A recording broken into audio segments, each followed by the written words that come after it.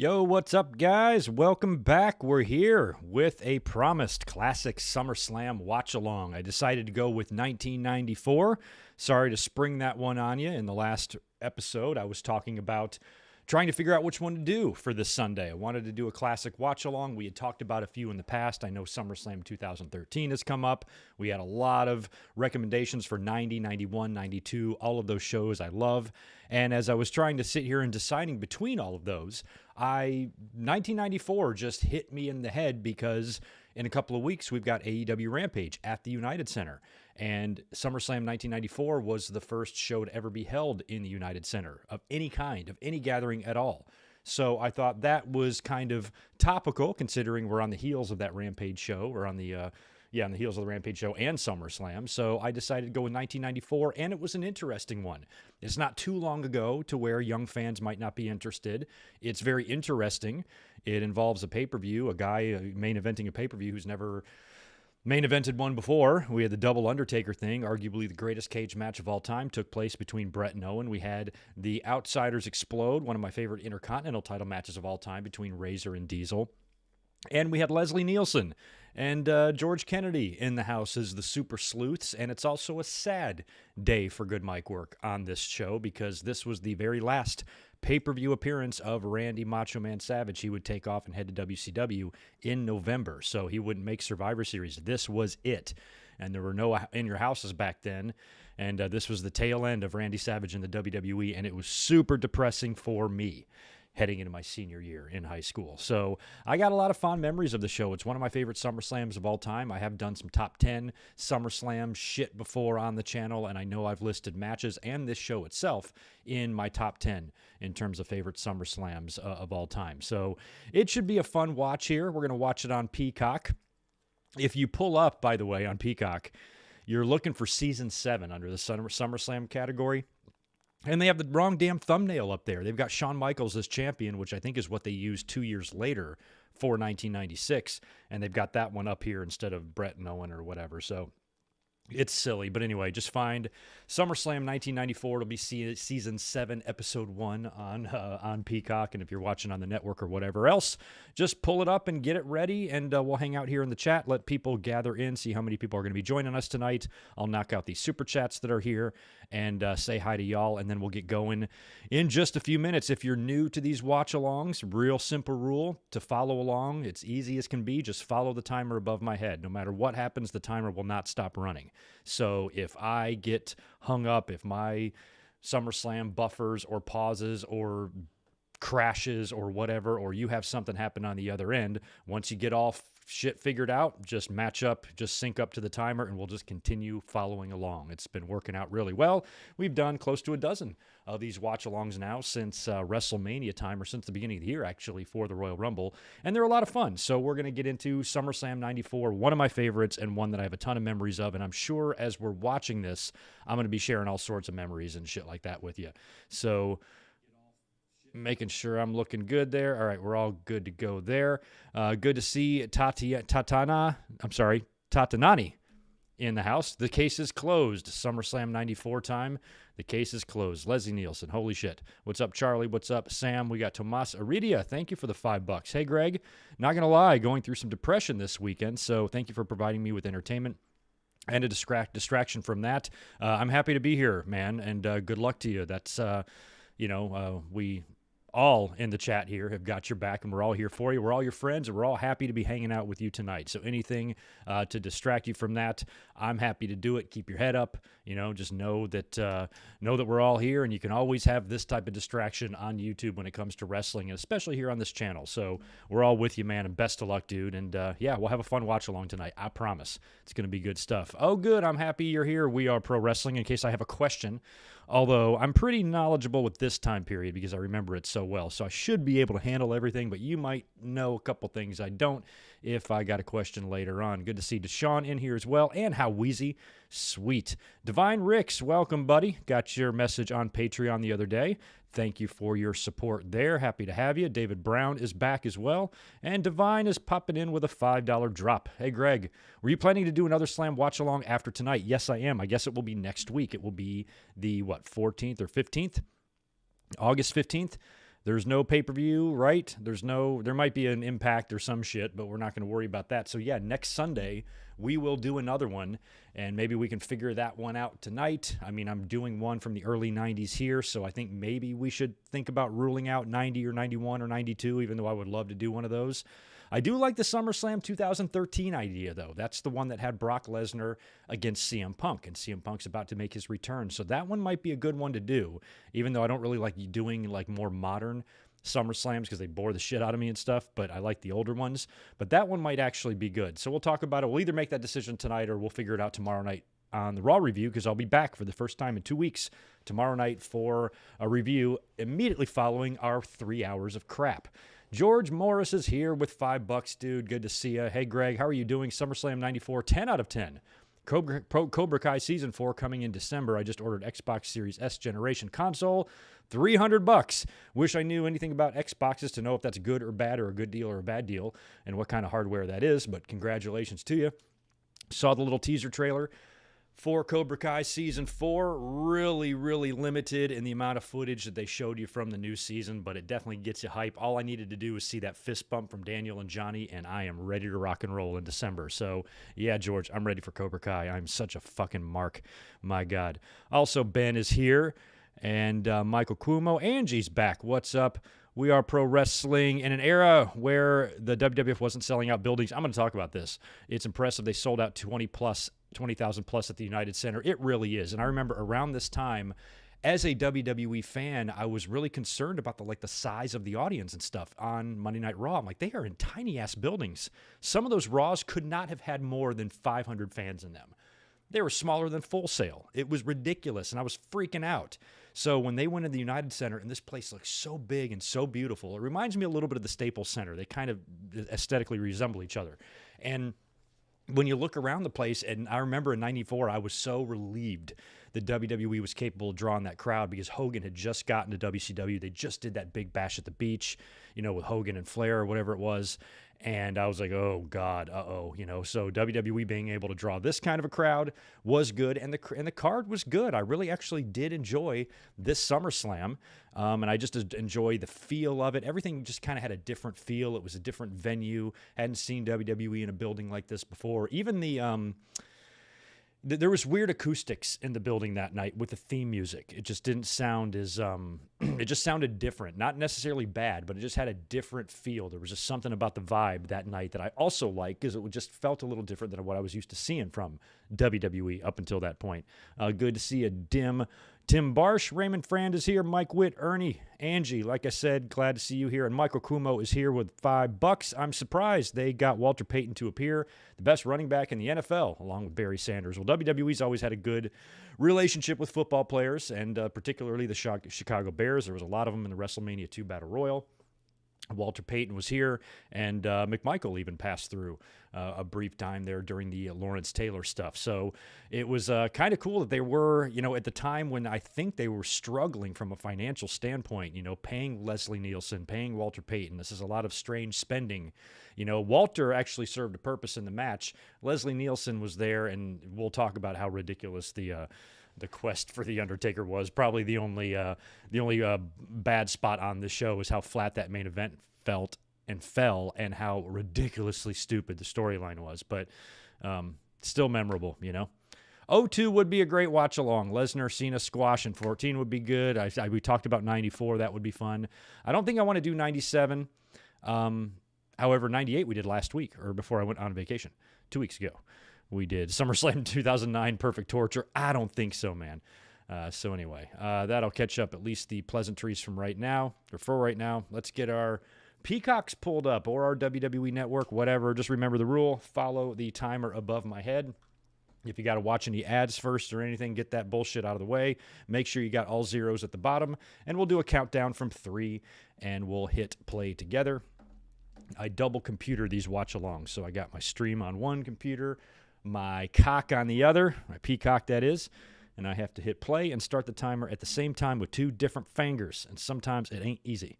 So I'm just going to place myself and prep myself to be ready here, and we're going to do it in just a second. All right, I am ready to rock. I'm going to read through some of these other ones real quick. SummerSlam 2003 is interesting. 92 would be fun. There's been a lot of requests for 92. I might have to think about 92 because that was a pretty historical show in Wembley there. Another Bret Hart match, though. 2008, Cena Batista, Taker and Edge, Hell in the Cell. I barely even remember that. 2008. Is that when? So that would have been maybe when. Oh, that was Cena and Batista? Why did I think Cena and Batista was 09? Maybe it was. Maybe they wrestled in back-to-back years. I am so fucking lost. What was the match where Cena got pissed and then retired? Didn't Cena and Batista work like WrestleMania 26 or something? And they worked the SummerSlam prior. I thought Batista won, and then Cena won the SummerSlam. I don't know. My history fucking sucks. I can't remember any of these dates, and I'm sure you know better than me.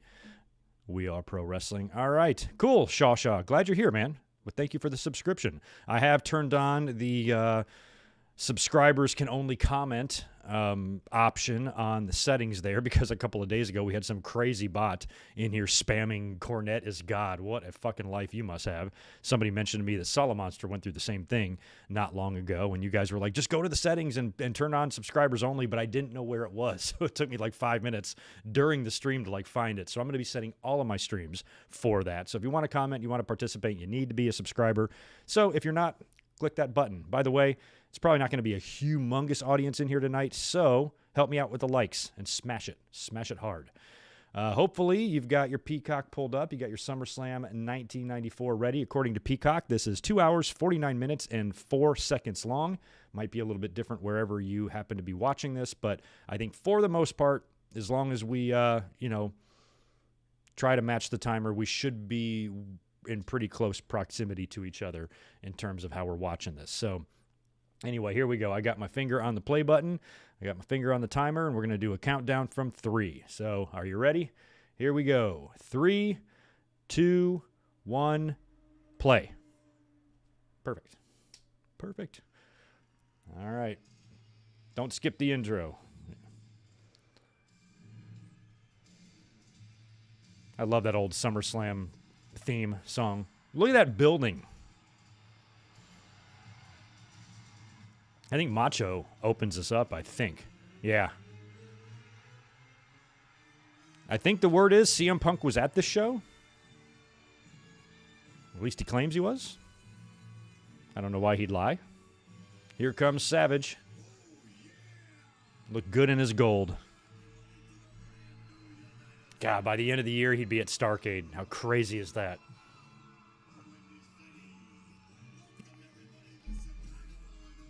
It's bittersweet for me. I just loved Randy in WWE. I never got over that shit, man. I never really did.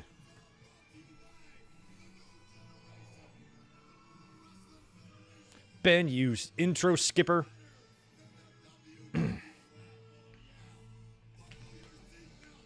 I've got tonight for... It's going to be a bumpy ride.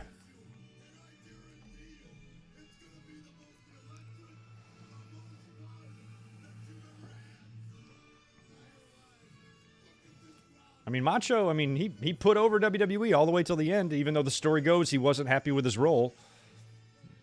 He's putting it over, man.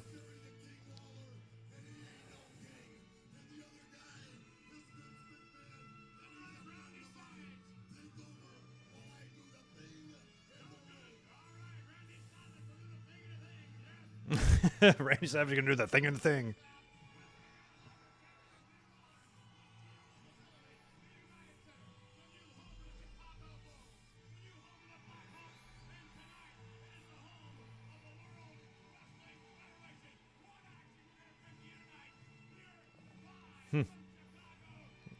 And Randy Savage didn't do anything else other than this, I think. He kind of was like a backstage correspondent, I think, for the Coliseum video. Oh, Lawler's going to drop a bombshell.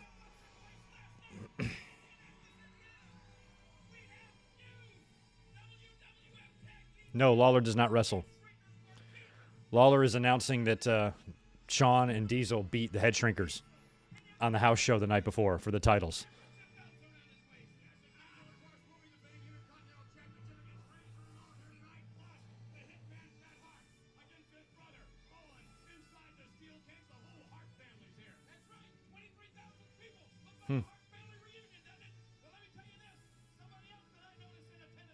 This was so great. The return of Davey Boy Smith. I was so happy to see him in the audience. I watched this on pay-per-view, and I didn't know he was coming back in. So this was the first I heard of it. I'm like, holy shit, that's perfect. So much history there. He would add a lot to the Bret Owen stuff, at least I thought. And especially with the history between Davey and Bret 2 years prior in Wembley. Yeah, so Davey got let go. He went to WCW for a couple years and was able to come back.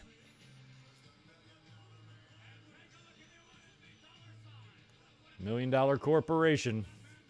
Ted DiBiase would have a busy night. It's going to be fun watching what he does, especially later on with Lex. Vince sure aged a lot from here. Yeah, he did. This is Matt. This show is 27 years old.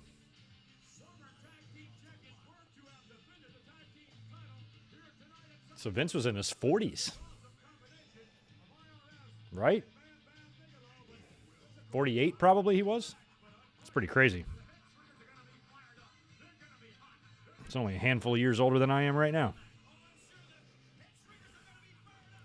Yeah, Michael, it probably does. All the promotional stuff was done for this. It seemed like it was a quick decision to put the belts on them. They would do title changes a lot on house shows back in these days. The IC and the tag switched a lot in between 92 and 94 on the house shows. But maybe they thought if they were going to be taking the title off Diesel later, this is a way to keep Shawn and Diesel very relevant, because Shawn hadn't wrestled. Shawn was like in a managerial role all summer long, ever since the ladder match at WrestleMania 10. Him and Diesel swapped. Diesel was in the ring, Shawn was in his corner instead of the other way around. So this was like Shawn's return to the ring, and he wins the titles with Diesel. I love the headdress the Shrinkers are wearing. I love them as a team. I like the music.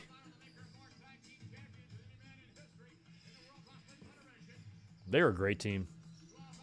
Everywhere they went. But WWE kind of dressed them up and made them look even better.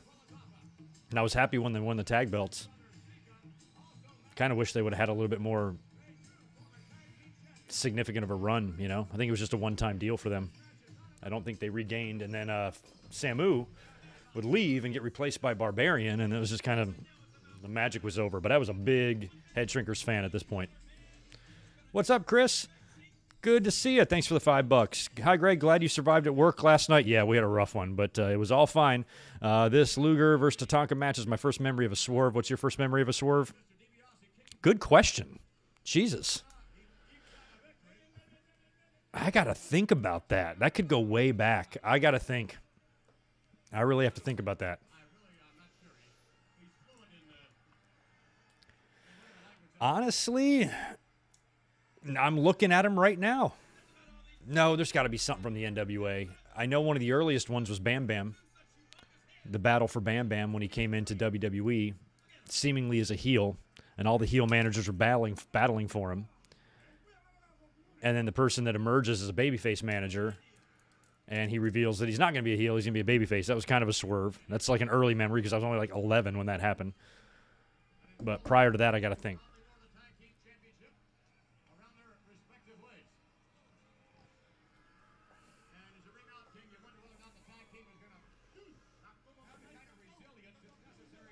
Look at a very young Jack Doan.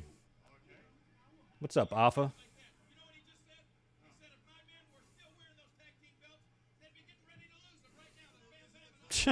I love that Jerry Lawler translates this for us. Thank you.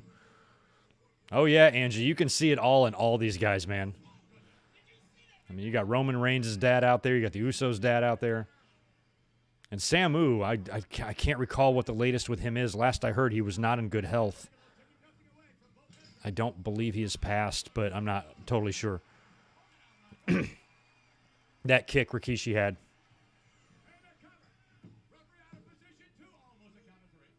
You know, Bronson Reed, who unfortunately was just let go, he had that just amazing-looking tsunami splash, which I thought was just a tremendously awesome-looking move. But I don't think anybody tops what Rikishi can do. He was my favorite splash. I liked his splash more than Snuka's. He just fucking annihilates you because he was so big. And he looked like he legitimately killed you. Ooh, Bam Bam with a miss. Yeah, tough year for you, Bam Bam. You're going to be going into WrestleMania next year. Wait till you see how that goes. Spaz Phoenix, thanks for the $10, dude. Coming up this Friday, me and maybe a co-host fantasy book an entirely new Fed using just the COVID-era wrestlers or WWE releases. Interesting. Should be real fun. Hope you in the chat are doing well. Ooh, big double thrust to the face of Bam Bam. Yeah, we're doing well. That's an interesting fantasy book there. Just using the WWE releases. It's still a pretty good looking roster, even with those names, using only those names.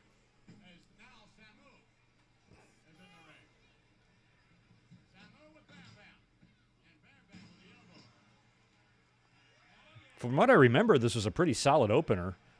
This was supposed to be for the tag team titles.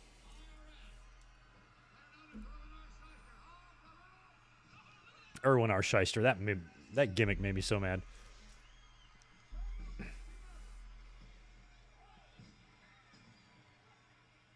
I mean, when he came in, I was old enough to remember, Wyndham and Rotundo as tag team champions. So when I'm like, what the hell are they doing? Erwin R. Shyster? Fucking, are you serious? Shit was just so cheesy back then. And he lasted for a while. Nearly won the IC title a time or two.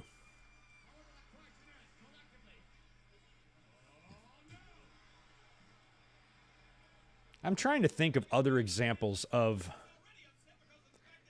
a tag team where one partner went on to manage the other partner. It can't be that common because they were Money Inc. Ted had to retire, became a manager instead, and then wound up managing IRS. I can't think of another example of that. I mean, they could have teamed a couple of times, being a full-blown tag team. I'm pretty sure Heenan teamed with Stevens, teamed with Bockwinkel. But, fuck. I just don't know.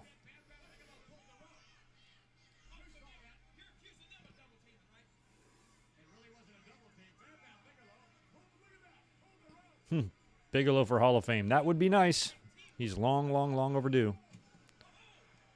Yeah, the Orndorff turning on Hogan, it was kind of telegraphed a bit. They were having problems. It didn't come out of left field. That's why I didn't include Orndorff and Hogan. Because even though I was shocked, I just talked about this when Orndorff died, I was shocked when he clotheslined Hogan and pile drove him. Backstage, they were arguing. It was like, you could sort of see it. It didn't completely, floor me.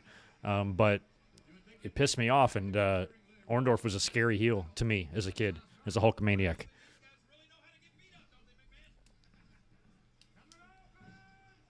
Oh.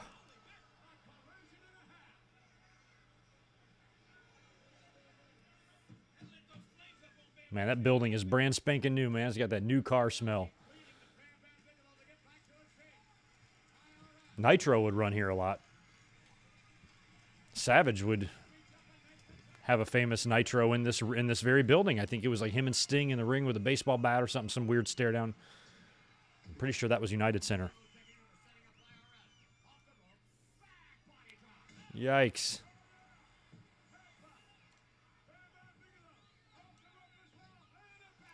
Yeah, DiBiase, to the best of my knowledge, had his last match the year before against Razor Ramon at SummerSlam. I know that was his last TV match for WWE unless he worked a live event, but I think that was it. I don't recall him wrestling again, so he had been out of the ring for a year at this point.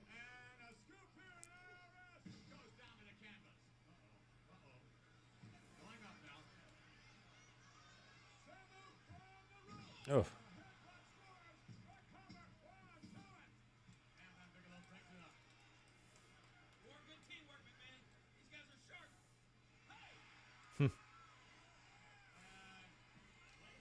Vince was okay on commentary.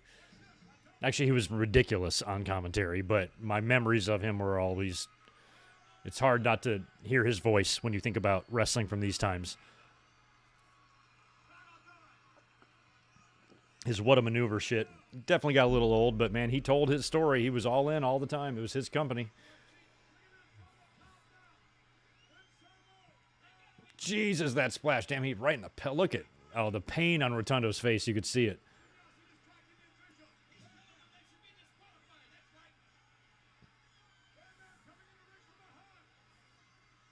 Captain Lou, look out.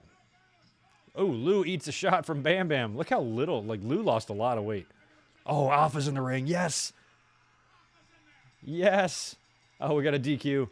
I kind of forgot who won this. Damn, Alpha kicking some ass. Fuck, get Sika out there, man. Let's have a 8-man. Oh. Oh. Oh, triple headbutt for sure, right? Yeah.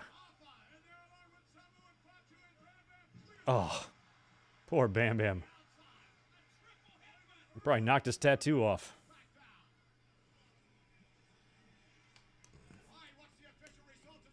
What's up, Jose? Pull up your peacock. Get SummerSlam 94 out. Disregard the thumbnail.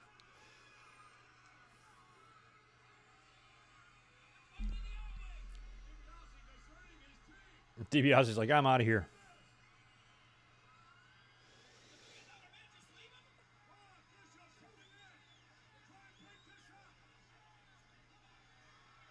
Timmy White's out there. Oh, that's it's the who's who of refs out there trying to break these guys up. I didn't realize there was a pull apart at the end of this. Get some control in there. Oh, I wish it was 1994 right now.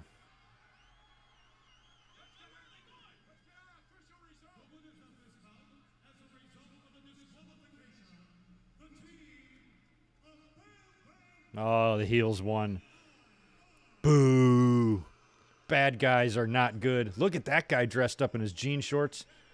Look at that mullet. Look at these people. Oh, there's that guy. He's at a lot of shows. He usually wears glasses or sunglasses. Oh, that's a grim-looking bunch. Oh, here comes our super sleuths. Or one of them, anyway.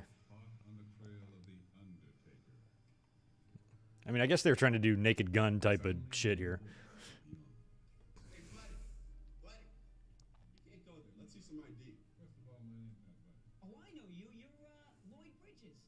Lloyd Bridges. But you play Lloyd Bridges. Okay, take care. Who's the dude on the left? Justin Roberts? Undaunted, I continued on my way. And then, there he was, right in front of me. The Undertaker.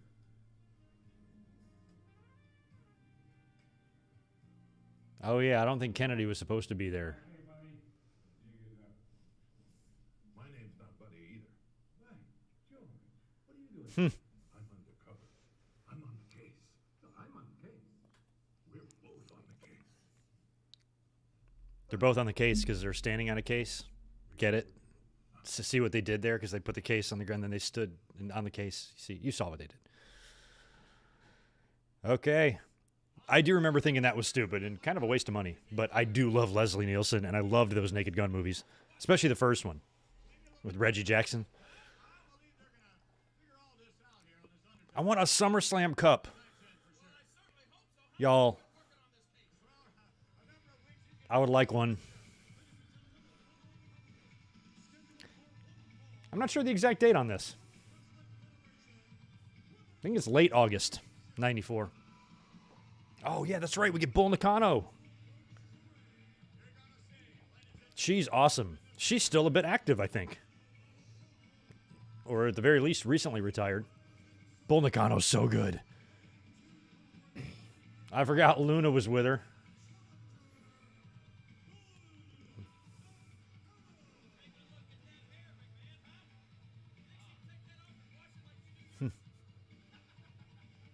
I mean, Lunder Blaze was a one-woman division.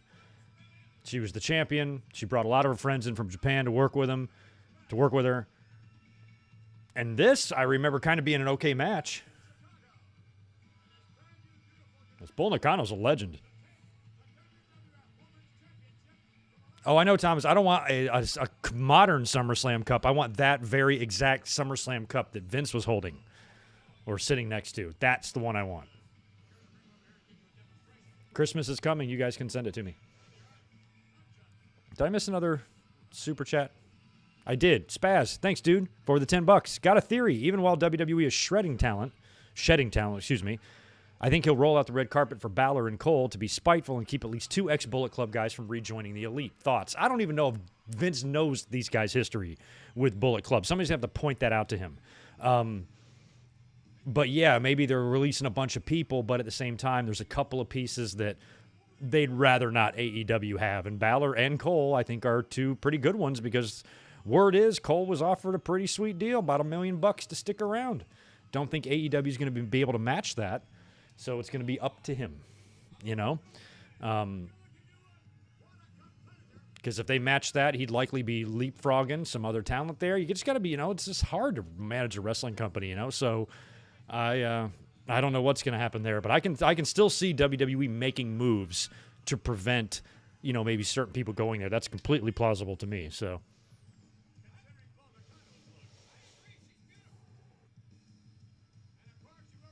Oh, Bull Nakano's beautiful. Alundra.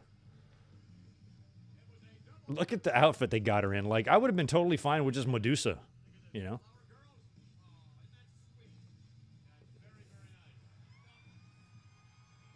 I guess maybe getting away from, who she was as a heel. But, the fans at that time, it's not like we didn't know who she was. I remember the first promo when they advertised her debut.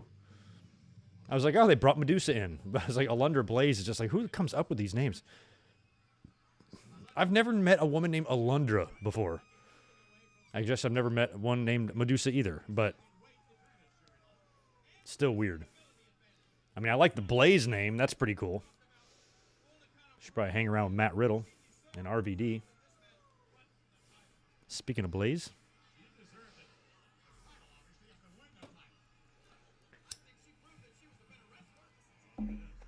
No, she didn't, Lawler.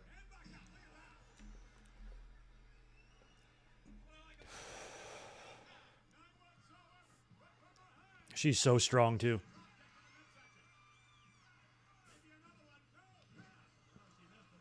I don't know how Nakano does that with her hair. That's some serious something about Mary shit going on there.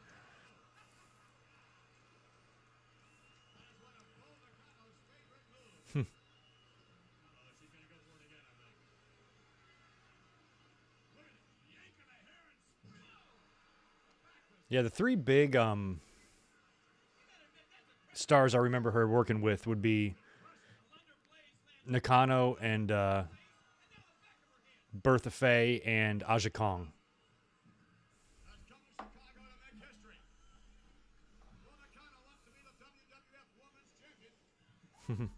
Aquanet. Oh, yeah, it might be Aquanet. I forgot about that shit. I was in high school when, the big hair was really popular. And some girls, no shit, would have a can like 2 feet tall of this fucking shit that they would spray in their hair just to get it as tall and high and huge as possible. And then in the South, some of the women would have like the big, we called it Camaro hair or Trans Am hair because any woman that drives a car like that generally has got big poofed up kind of mullet looking hair. So much of that shit was going around back then. OSW loves Bull Nakano. We all do. Fucking legend, man.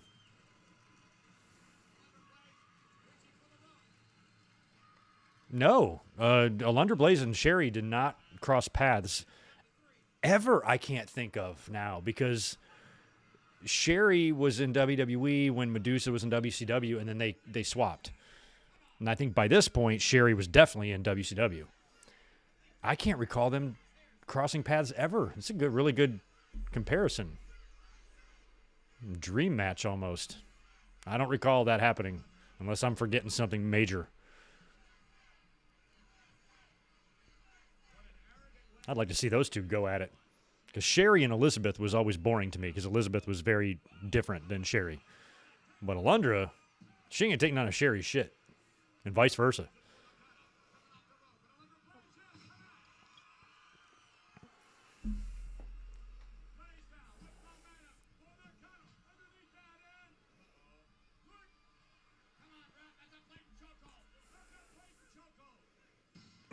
Jesus Christ. Alundra got planted. Did they really in WCW? I don't know what year that would have been. 93. It would have had to have been 93.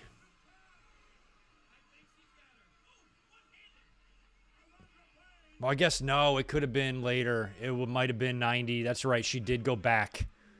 She went back in like 97, 98-ish, right? Medusa. Part of like Team Madness or whatever. Yeah, that would have had to have been where it was.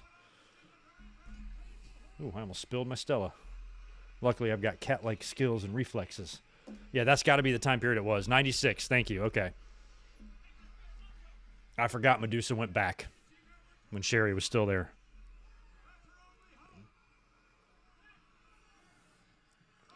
What's she got on her? Sharpshooter or just a... She does kind of. No, she's got like a... Not even a clover. Yeah, kind of a clover leaf. A clover shooter. That's what she's got. A crab clover shooter. CCS. See, that's what I like about these streams. I try to think. Somebody will say something. I'm like, yeah, good question. I'm trying to remember. And I'm like, I can't remember. And then when you think about it, you're like, oh, yeah, they did. Oh, they had some AEWA run-ins? That's possible, too. By those years, I was checked out of AEWA. Last champion I really remember watching there was, I guess, Martel. Man, that's an awesome finisher. Or submission.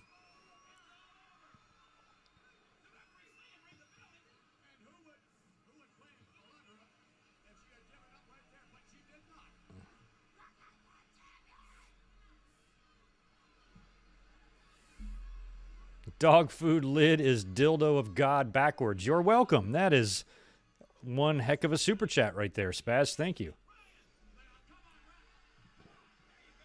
I always thought they should have capitalized on the backwards names of Naomi and Lana when they were teaming up together and came up with some sort of fun tag team name. ECW would have done it. Heyman wouldn't have let that opportunity pass. That was an effed up looking Boston Crab, Raymond.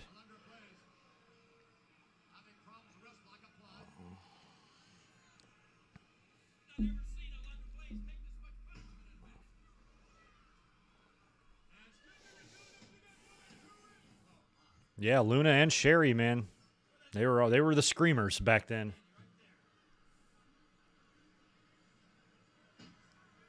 Woman would be a little bit too. Woman could be extremely energetic out there.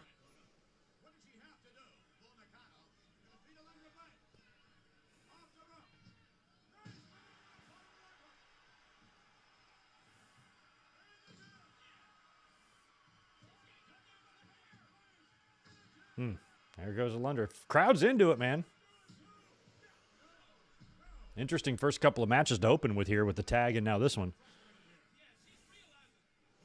Mike, why did they have two Undertakers again? Good question, because Undertaker was killed at Royal Rumble and he levitated.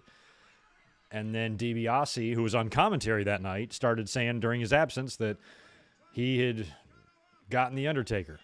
So it was never really explained if DiBiase purposely went out and got a fake Undertaker or if DiBiase really thought he had the real Undertaker.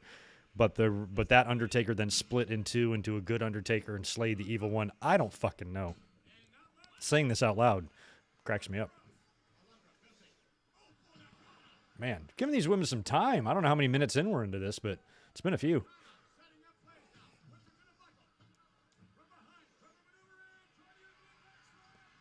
Ooh, she might have her. Nope. I don't know how old Bull Nakano was here, but she was young. And she was good.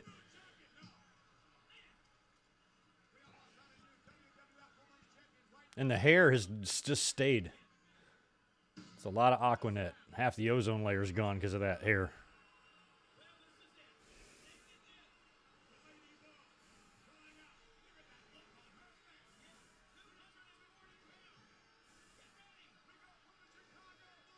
Wow. Big leg. Oh, man. She went for an Alabama jam. Rest in peace, Bobby Eaton. And she missed. Big German from Alundra. Wow, look at that bridge. Oof. Some good women's wrestling right there. It's a fantastic looking German on somebody who outweighs her by quite a bit. Alundra was a boss.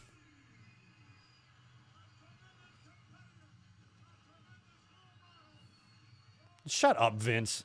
She's tremendous. He's just trying to put all of it. Oh, she's a tremendous role model. Blah, blah, blah, blah. She's just awesome, Vince. Don't overdo it.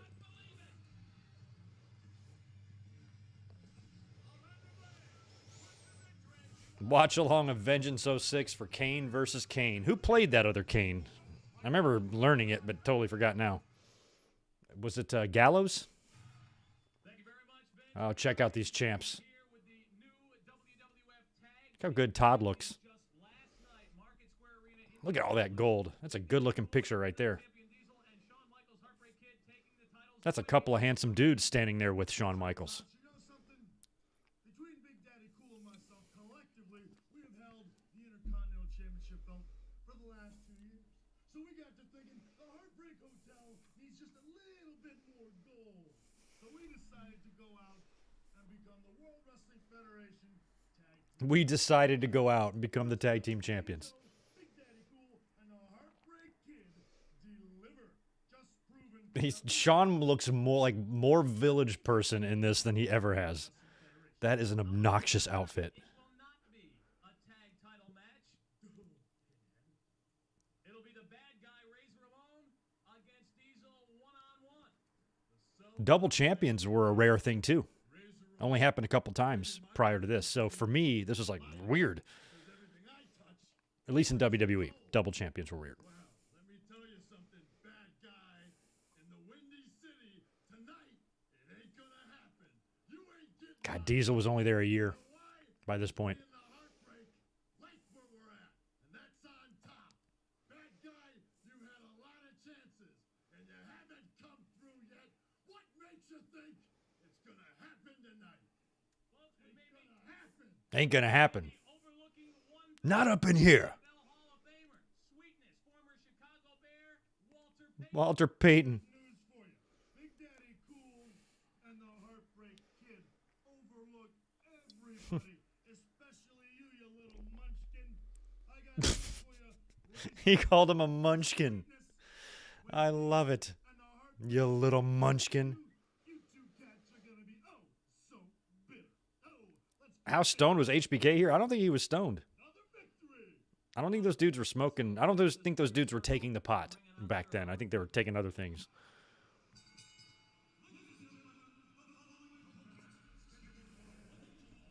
Besides, 1994 Chicago weed, I don't know, might be pretty good. I wouldn't bet on it, though. Probably get a lot of shit in the city.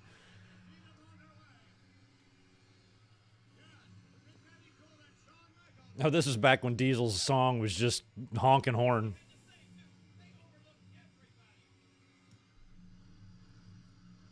I did like Diesel, you know, even here. I just thought he was a good-looking character. He had size. I liked his gear. He looked great with a championship belt. I liked him better here than at first when he had like the mullet, when he started growing his hair out and stuff. I'm like, it's amazing that WCW couldn't slap some sort of a similar look on him when he was there and just run with that, you know? Look at that. See there? I mean, even there, they were teasing that shit. They knew way back as soon as Diesel became the bodyguard and then got in the ring that eventually where you have to go with this is to have them split and feud. So even back here, you know, they do Shawn running in front of them. There's going to be a big miscue later on. And then it would finally boil over at Survivor Series. And by November, Diesel would have the only belt out there left for him to get, besides Alundra's.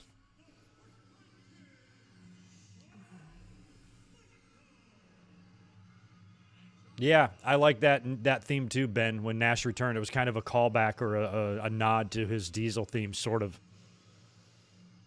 It always reminded me of the Roseanne, theme song, like Diesel's theme, the one that he would use after this. What's up, Victor Colon? Good to see you. Glad you're here.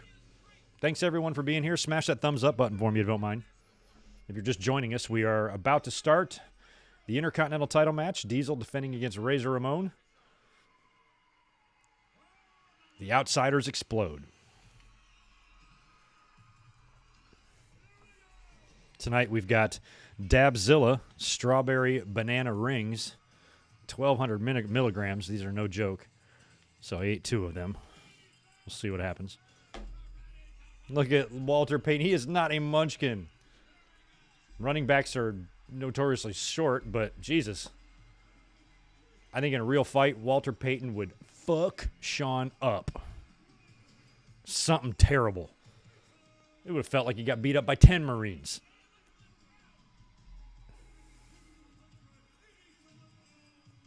Oh, he would have killed him if that would have been an actual fight. Poor Sean. Add another loss to your record. Mike Maxon, appreciate $5. It's too bad Owen didn't hold the title just once. Winning it from Brett would have been sweet. I know. They gave him the victory at WrestleMania. It would have been weird to see him beat Brett twice in a row. A lot of people thought it would have been cool if Owen won the title here. I think it would have been cool if Owen won the title if he hadn't have already beaten Brett. Then he would have beaten him twice, and, you know, I don't know, would have kind of felt different than what WWE normally does. So once he got that win, I was pretty confident at the time that Brett was probably going to retain his title against Owen, because Owen was going to be his first challenger after winning the title, and you generally, around that time, weren't dropping the title your first feud after being given the title at WrestleMania. So to me, I never truly in my heart of hearts felt that Brett's title was in jeopardy. Although it was a Bret Hart mark, I was always nervous every time he had a title match, no matter who he wrestled. Did Walter have hepatitis here? I don't know. I don't know.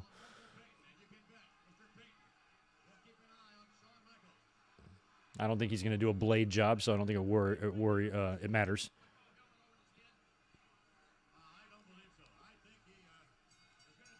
Yeah, that dude in the glasses. He's at every show.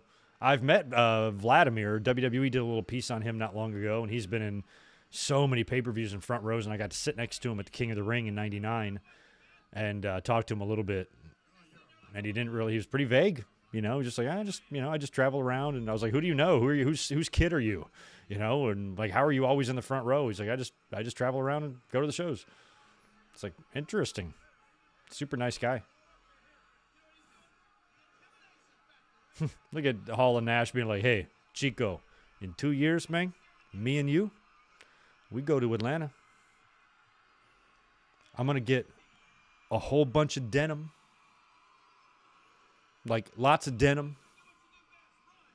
You need to study up on your adjectives. And we're going to go down there where the big boys play with each other. 2 years later, that would be going down. How crazy. Time moved so much slower back then. The distance between 94 and 96 seems like a long amount of time. About the equivalent of what 10 years feels like now. Yeah, we got Earl reffing this thing.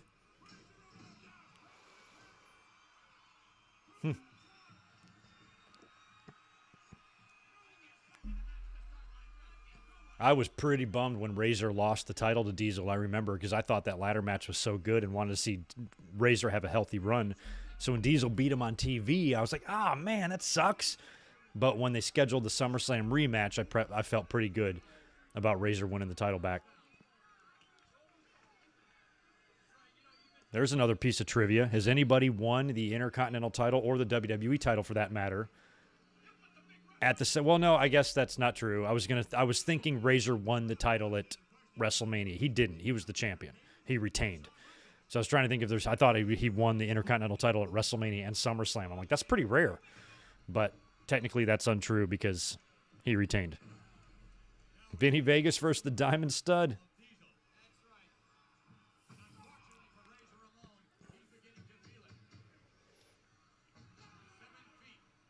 I mean, and honestly, if you're going to be fair about stuff, Diamond Stud isn't any less dumb of a name or more dumb of a name than Razor Ramon.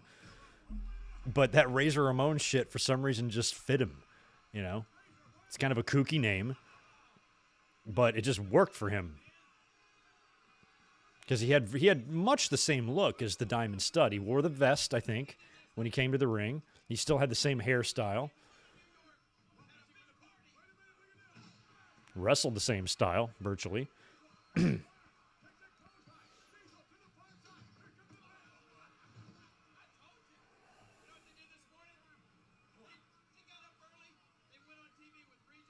I don't know who the biggest guy Scott Hall put in the Razor's Edge. I would probably say it's possible that it could be Vader. I know they worked it in your house. I can envision Vader doing a Vader bomb and Hall going behind him. He wouldn't, like, do the full Razor's Edge, but maybe catching him on the rope and throwing him down. But other than that, I'd probably say Diesel. He could get Nash up there, but I can't think of too many bigger guys he'd be able to do that to. From a standing position, anyway.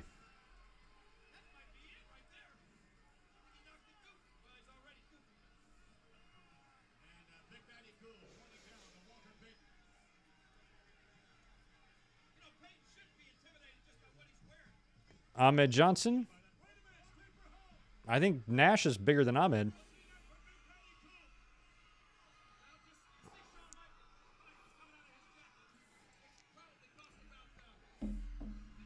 Yeah, Bruce, I'm with you. If I was Cole, I'd ask for a 3-year non-cut contract. I'd ask for my own trailer. I'd ask for first class travel. I'd ask for nothing but pink starburst in my trailer. I would want a personal masseuse, personal ball washer, and no wellness test. And I can leave whenever I want. And when Cobra Kai Season 4 comes out, I'm off that week. And then if they agree, I'll stay. Oh, Sean's going after the turnbuckle. I love it when they can't untie it.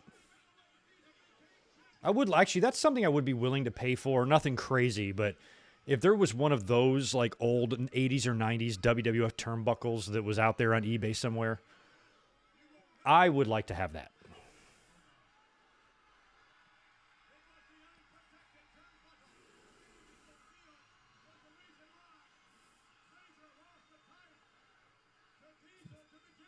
See, Sean, Walter Payton could whoop his ass, but Sean's probably the smarter person in this situation because he's just luring Payton in.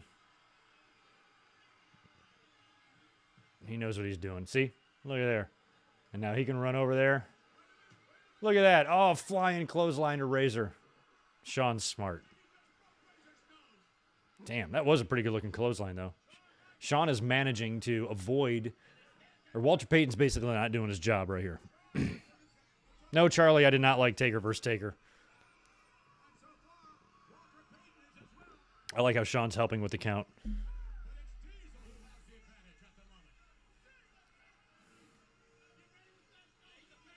Oh, shit. Sorry, Divine. I did see that one earlier. I did not answer it, though. Thanks, dude, for $5 more. Holy crap. I was 5 years old when this SummerSlam aired, and my dad watching this show. Until this day, he says Brett versus Owen was his favorite all-time match. This was probably, I don't know if it's my favorite cage match or not. It's up there.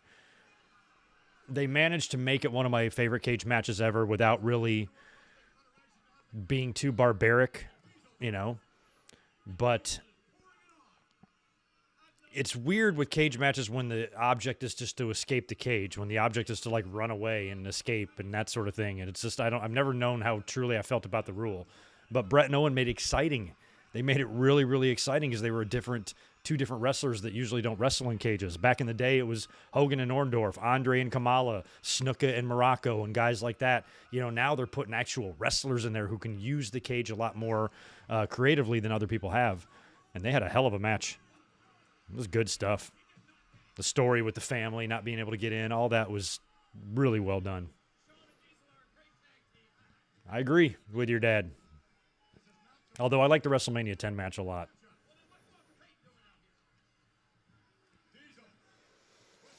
Yeah, I was about to be a senior in high school. School was about to start. I had 1 year left.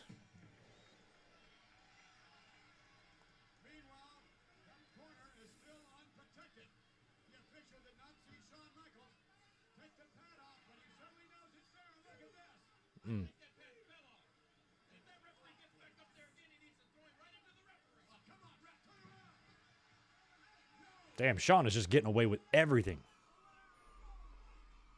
Damn, Brian, you're older than me.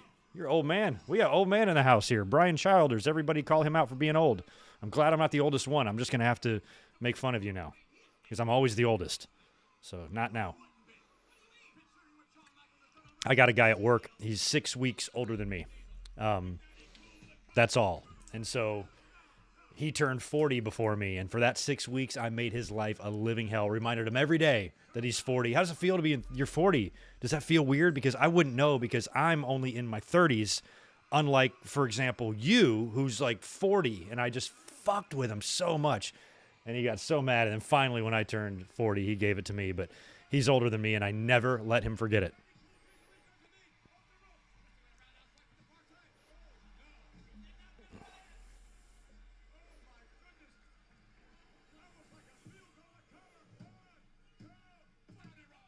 Oh, damn, I actually did hear the 3 count, but that was Diesel. Sean, that hat, man, what are you doing?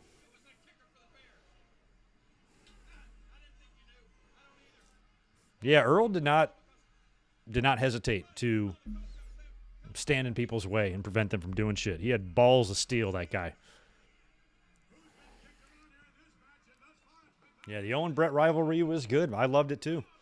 It's a weird time for me in wrestling. It was just WWE looked a lot different than it did a few years before, but I was a big Bret Hart fan, and I was just happy to see him on top at that time.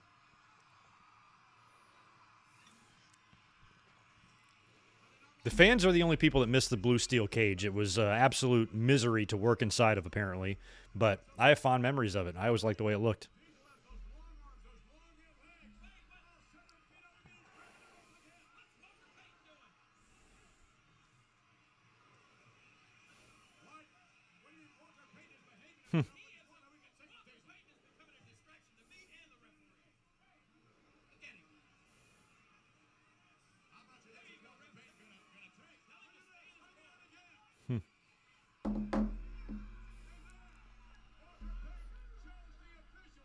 Come on, Earl.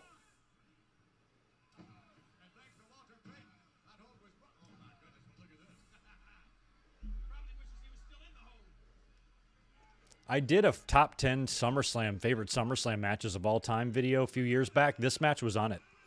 I really just have good memory. I love Intercontinental title matches at SummerSlams. I'm a mark for them. You know, even the early ones, all of them, you know. Honky, Warrior Rude, Perfect Von Erich, Brett Perfect, Brett Davey, and now this one. Shawn and Perfect in 93 could have been better, should have been better. But this one I just liked. I liked the crowd and just the whole presentation of the match. Walter Payton, crowd marked out. Oh, Diesel hit the exposed turnbuckle. We got a schoolboy.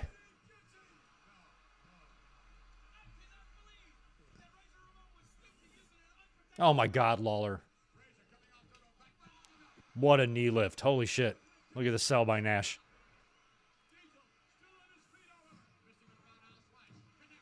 Good right hands, and Nash is selling all of them.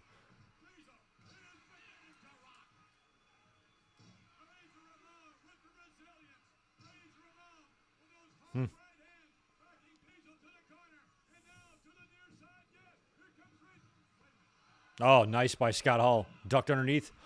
Oh, crotched. Lawler wants him disqualified. Oh, Diesel took a horrible shot to the nards. Now we're going to get a bulldog. Some Razor liked this move. Ah, he didn't get all of that. Wow, look at Earl jumping. I love the way Earl did that. That was a good near fall. Crowd was on the edge of their seat for that one. This is good stuff. Look at how big he was on that body slam. Sean is all over the place here. Wow. That is the best sell by Shawn Michaels I've ever seen. Oh, he entertaining the hell out of the crowd. Sean's back up, though. Oh, Jesus.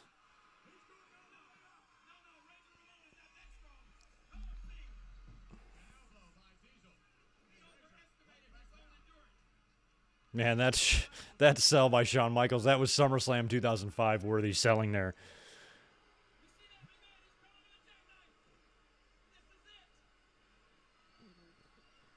Yeah, Earl, man, he was all over the place.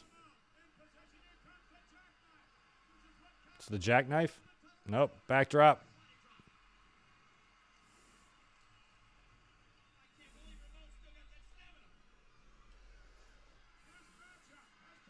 I like how Sean's still been wearing the belt the whole time.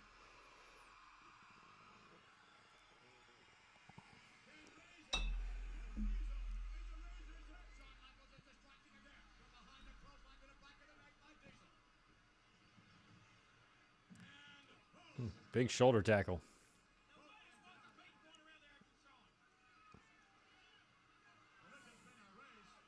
Sean is just running around the ring. Oh, he's got the other belt. Okay, here, I think we're getting close to the finish here because Sean and tug of war with the belt.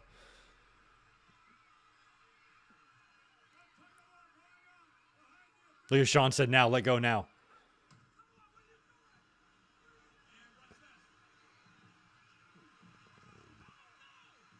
I don't think Sean got that kick very good, if I remember right.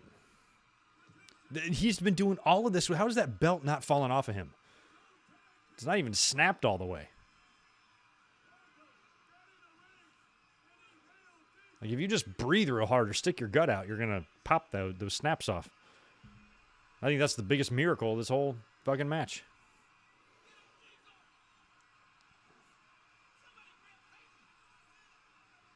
They are instructing Walter Payton the whole way. Oh, look at there. Sean gets yanked out. Get in there, ref. Get in there, Earl. And Sean dives at the last minute. That moment made it. Sean was so good, even in that role. He was all over that match. And he kicked Diesel to cause the loss.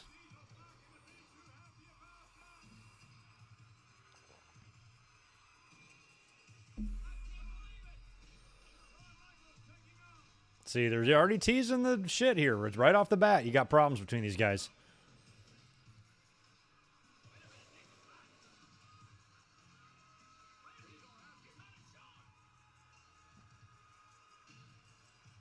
I remember watching this and I was like, who the fuck is that? And I guess it was Walter Payton's son.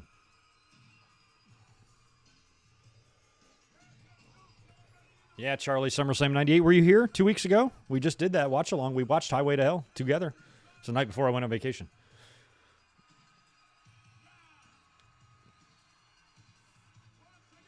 I miss Razor Ramon's music.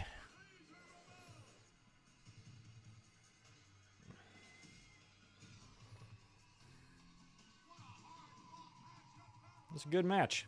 It's only 3 matches in. Oh, Macho Man, what's he got to say?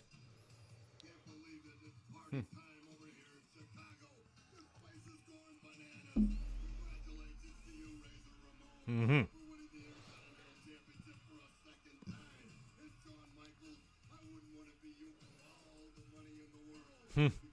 Even Savage is teasing it.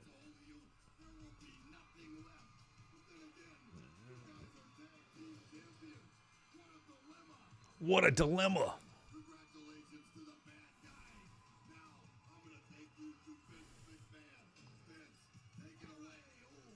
I felt, and watching this too, I also thought that Brett's title was safe. You had 2 title changes there in 24 hours with the tags and the IC. I'm like, they're not going to swap the W. See, Sean's foot caught Razor first and stopped the momentum, and he barely even touched Diesel. Vince still goes, oh my goodness.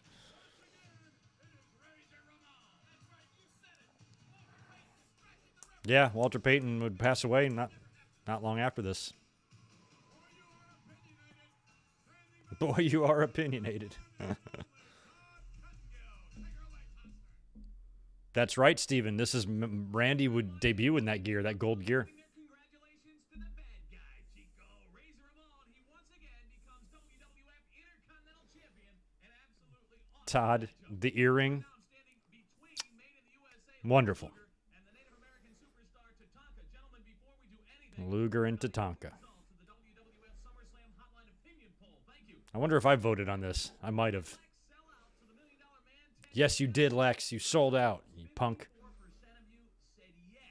He sold Sold out, Lex. 6% of you said no. Lex, your reaction to those numbers? You know, Todd, 1 year prior, he was a fucking narcissist. It wasn't that much of a stretch that Lex would sell out. But you didn't sell out. At least 54% Tatanka. of the people in this great country has got the right opinion. You know, Lex, the whole world is going to find out that you sold out. You know Jim Cornette used to call him Tonto, the vanishing American. sold out. I've got plenty of facts and plenty of proof. How about the time on King's Court when the $1 Million Man said it's a done deal? It's a done deal, Lex. How about when the $1 Million Ryan Rhoda, that is the plan. WrestleMania is the plan in Dallas, How about on Heartbreak? COVID permitting. You're saying you didn't sell out. I'm telling you, telling the whole world the truth that you sold out. You and Ted Olson. Bruce, a lot of people say that to me. I was shocked. I did not see Tatanka's heel turn coming. It legitimately shocked me. I should have seen it coming. For some reason, I just thought, Down and conveniently helps you defeat Crush. And more important than that, everyone's seen it today. Everyone's seen it. The $1 Million Man coming to your dressing room with a red, white, and blue bag. What has the bag got? Plenty of money, Lex? You sold out. The whole world is going to find out. And yeah, they should have turned Luger here instead of Tatanka. I thought a Luger turn was a good idea because this USA bullshit didn't work out. He didn't win the title at WrestleMania 10. He never even really had his feud with Brett that he was supposed to have when he was the narcissist. They started it at the the WrestleMania brunch when he knocked out Brett. Then he turned babyface, and then they were friends, and they won the Royal Rumble together, and then hugged. What the fuck? So he should have sold out and then challenged Brett for the title, and have Brett tap him out with the sharpshooter. sell out. I never considered selling out. And that's what we're going to find out tonight. Because I'm going to have to win by myself like I always do. And I'm going to win this match by myself like I always do without anybody's help. Like Babyface match on a pay-per-view in '94. Uncommon. let's get back to ringside. Yeah, they would continue the USA shit for another year. That need to be 1 year later. 1 year later, like exactly 1 year later. He'd do a run-in in the SummerSlam main event in '95. Week and a half later, Nitro. Crazy. All right, well, we have to watch Lex come. Let me go grab a fresh cold one. I'll be right back.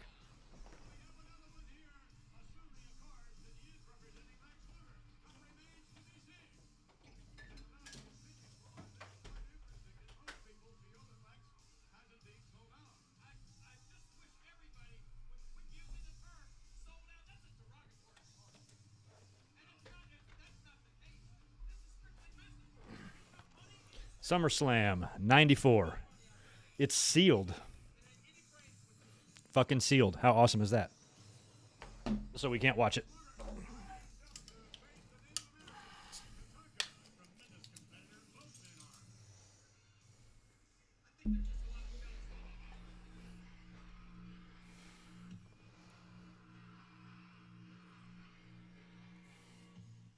USA.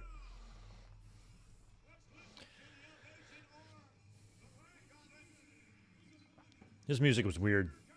Look, he's just standing there. We can see you. Yeah, Tatanka, the heel turn, pretty much did kill his career. He'd only had a couple of losses up until this point. He was undefeated for a long time. Then Ludwig Borga got him. Yoko got him. And he might have lost another one, but it wasn't like a ton of losses on his record.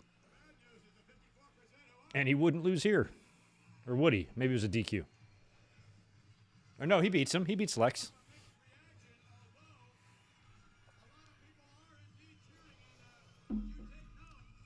I did not like Lex Luger's theme song, but I did like it when they mashed it with Davies the next year. I thought the Allied Powers had a decent theme.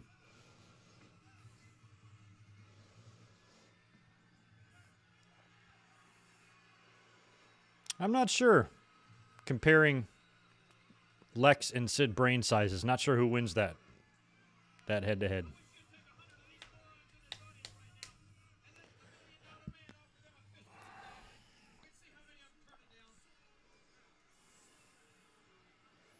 Tatanka reinforcing his point of view that Lex Luger has made a business deal with Ted DiBiase. I couldn't tell who grabbed Lex's jacket, if that was Tony Chimel or not. Cedric, they're in the United Center. We're watching this because AEW Rampage is going to be there in a week or two. And that's going to be the show that CM Punk is reportedly going to debut on. So that's why we're watching this particular SummerSlam. It was the very first show ever of any kind in the United Center. This is a brand spanking new arena. The last shingle just got nailed on the night before. Ben, did you watch my WCW trading card opening video? Where we opened the whole box of cards? I think it was from the same year, 91. I did it around Christmas time. You need to look for that on my channel if you haven't seen it. Opened up a whole box of them shits. Face to face between Lex and Tatanka.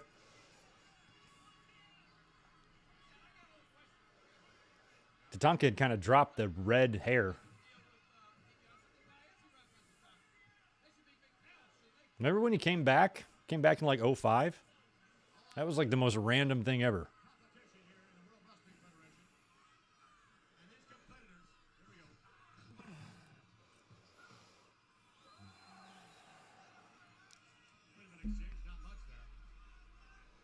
Damn, look at, is that Kyoto? Look at that mullet. That's something to behold.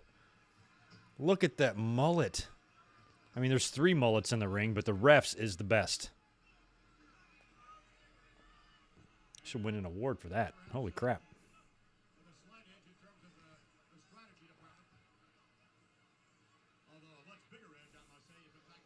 Oh, yeah, Angie, you're right about the entrances changing, but even this, for that time, is kind of how I feel now. They've got the big renders and the 3D shit all over the screen when, you know, people come out. But around this time, I thought they were taking things too far. I thought what they were doing here was pretty elaborate. This is when they started doing lights in the ring and the spinning logos, and, you know, the wrestlers' logos would be lit up in the ring as they came down. That was all brand new. That wasn't being done prior to 94.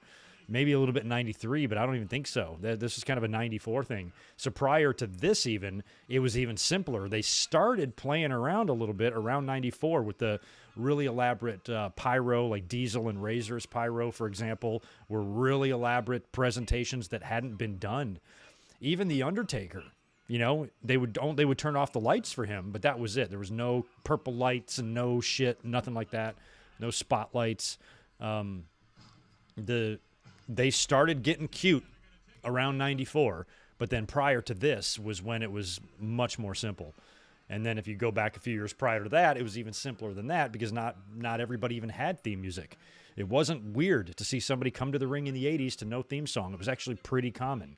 And then the philosophy changed in the 90s where everybody had to have theme music. I'd probably say they all had it by around 91 or 92. Somewhere between 91 and 93. I can't think of anybody that didn't have music. Really at all. If there was, it was like one dude, and that was it.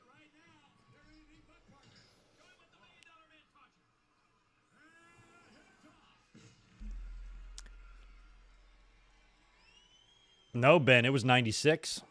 96 is when they did the entrances at the Rumble, or entrance themes. And I remember thinking that was interesting and probably a good idea. I remember liking it. I still hate entrance themes during run-ins, though. That makes no fucking sense at all.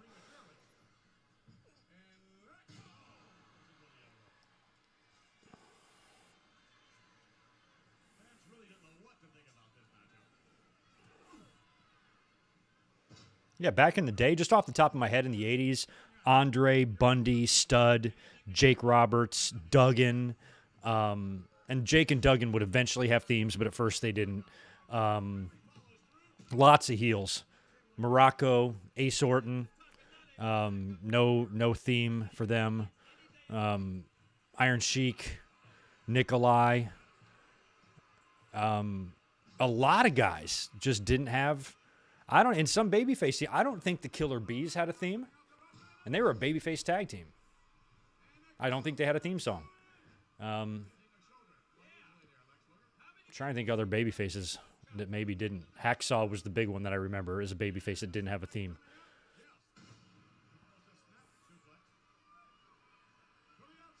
Snuka didn't have one prior to his return. When he returned in '89, he had one. But before that, he didn't. Orndorff didn't have one. Yeah, it was pretty common. Backlund, there you go. Yeah, because he kept that, you know. Bruno had no music either. Yeah, Backlund from this era would have been the one guy.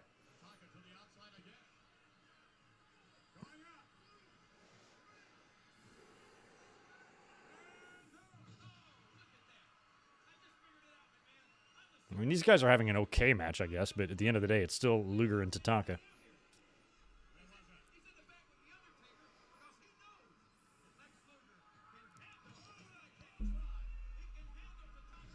Luger just running them down now. Tully and Arn didn't have theme music in WWE. Oh, here comes Ted. And the $1 Million Man did not have theme music until later on. But in the 80s, he was coming out there to nothing. You'd think somebody like him would pay for some orchestra to play him to the ring or something, but he came out there with nothing. Theme music was not important back then. Look at that. What's he got, $10 bills? Here you go, Lex. You want $80? You can join the $1 Million Corporation. I'll give you $80. Oh, yeah, there's the roll-up. Oh, too bad, Lex.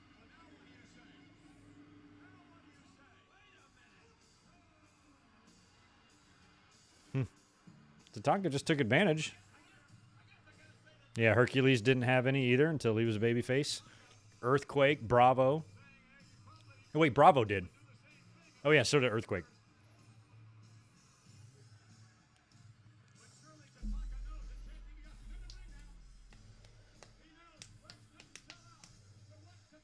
The Rougeau brothers as babyfaces didn't have theme music, but they had them as heels. Or had it as heels. I like Tatanka's theme music. Always cracked me up. Kyoto, your mullet is distracting. Luger, you just kicked $400 in $10 bills. Now you understood. Now when I saw this, I'm like, oh, then it like light bulb. Yeah, Greg was not with it for some reason during this whole storyline. I completely misread it. Which makes me laugh now because it feels like you can see this coming from 2 miles away. But I also think I didn't care much. I was just more interested in Brett. I didn't like Luger at all. Never did. And didn't give a fuck what he did. So maybe I just wasn't paying enough attention. I think I was actually liking the idea of the possibility of him being a heel because I thought he was better. See, look at that $10 bill. I just thought he was better at that. And so when they swerved us here, I'm like, I think I was disappointed he's going to stay Mr. USA Man.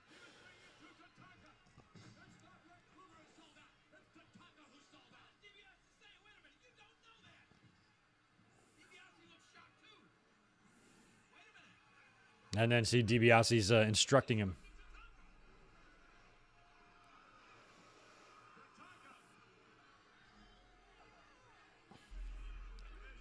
I know. I've seen there's some mullets around here in Southern California. And then the hug, that seals it. Good stuff.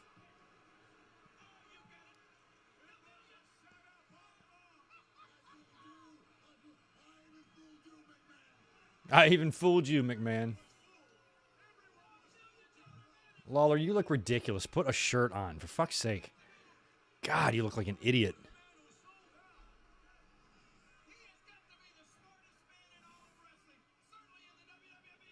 I don't recall the Rockers theme with Sean and Marty singing their own lyrics.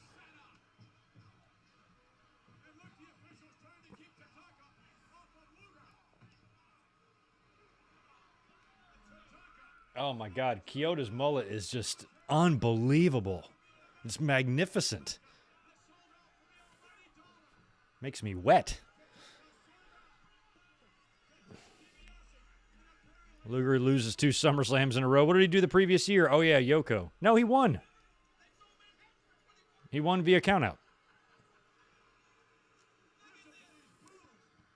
The only 2 SummerSlams he ever worked.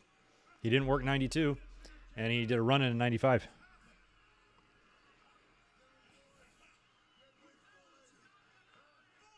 Heel Tatanka.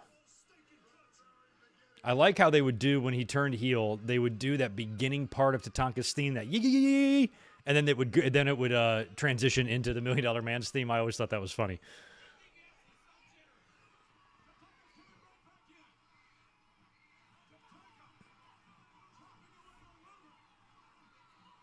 Yeah, Angie, those mullets, man, they're something to behold.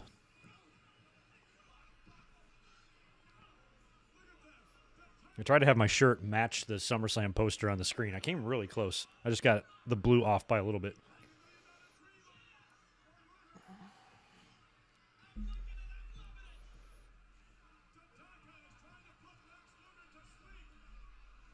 The $1 Million Dream. He wouldn't even really use that, I don't think.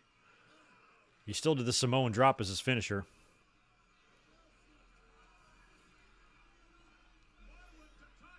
I thought they were going to put the IC belt on Tatanka in 93, and they didn't. He worked Shawn at WrestleMania. Shawn or Brett, who's better? Do you know whose channel you're watching? I'll let you guys answer that. Here, Lex, have a $10 bill. Get yourself a fucking Happy Meal. Although back then you could probably bought 2 Happy Meals for $10.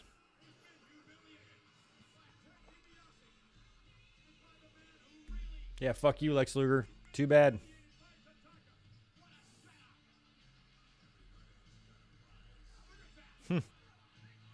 Damn. Have they released that Luger documentary yet? That might be SummerSlam. I'm ready to see that already. JJ, you must be a little ahead of us. I ain't on Double J yet. Let me make sure the timers matter. Are we in the right?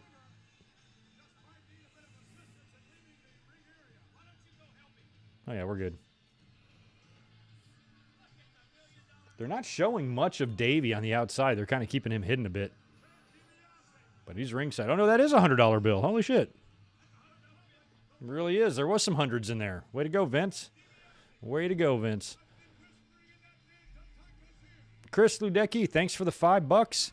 Not only is this my first memory of a swerve, but also the first time the babyface lost via distraction roll-up like an idiot. Yeah, that is kind of a rare thing. Got to try to think.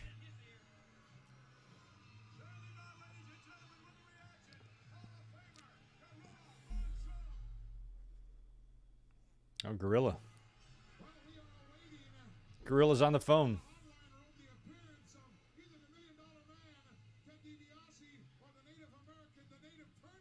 The native turncoat.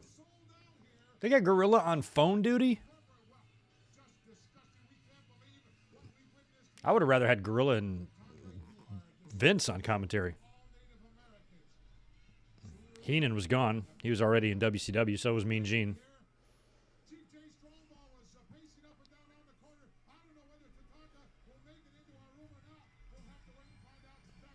Here comes Double J.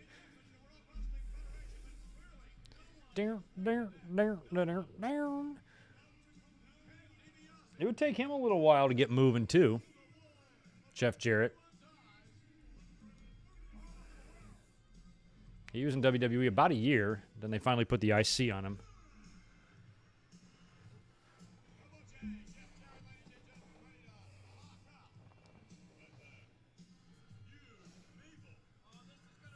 That Jarrett's outfits were always ridiculous.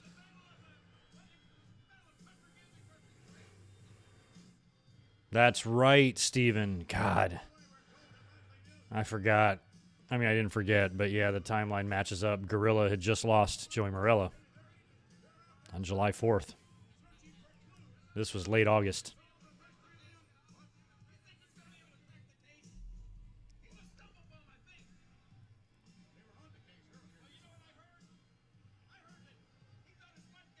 Oh, yeah. Wyndham joining the Horsemen. They were more likely to swerve you. His shit came sometimes out of left field, I thought, back then. That patented strut. Who the hell does he... Oh, yeah. He wrestles Mabel. I was about to say, who the hell does he wrestle? Fucking guy. He looks like a hot air balloon. A bedazzled hot air balloon. He was so huge. Oscar. Wave your hands in the air and wave them in the atmosphere. See, he said it. Mo. Or wait, no, he's Oscar. I did not know how I felt about Men on a Mission. It was right around the time of Whoop, There It Is, when that was already the stupidest song I'd ever heard in my life. And it had gotten pretty popular. And then they made a gimmick that kind of spoofed it. I liked the music, I guess. It was like, it sounded pretty good. But a man that large, putting him in that getup just was always funny to me.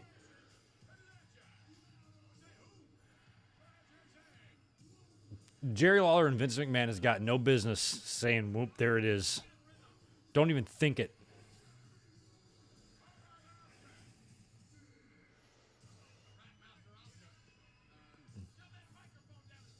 A random-ass match, man. That's what they used to do at SummerSlam back in the day, just have matches. This guy versus this guy. No real issue. Or not a long-running one, anyway. Look at Mabel dancing. He's got that blonde hair.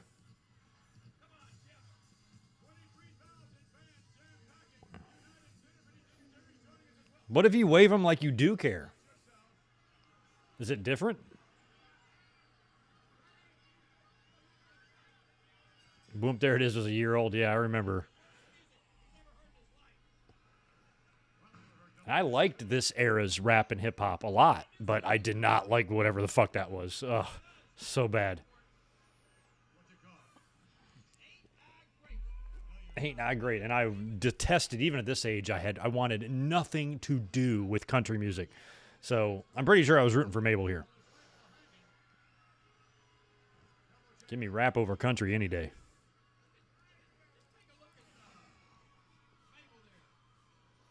Yes, I have AJ Men on a Mission's Royal Rumble rap. It was better than the Wrestle Rock Rumble. I'll give it that much. And Oscar, like, he didn't have a bad voice. I don't know if he was a legit rapper or whatever, but he was okay. That purple eye, he just looks like a fucking giant Barney. A rapping Barney. That's right. 1 year later, Mabel and Diesel. WWE was running out of shit by then. Should have done a rematch between Shawn and Diesel. Maybe had Shawn win the title.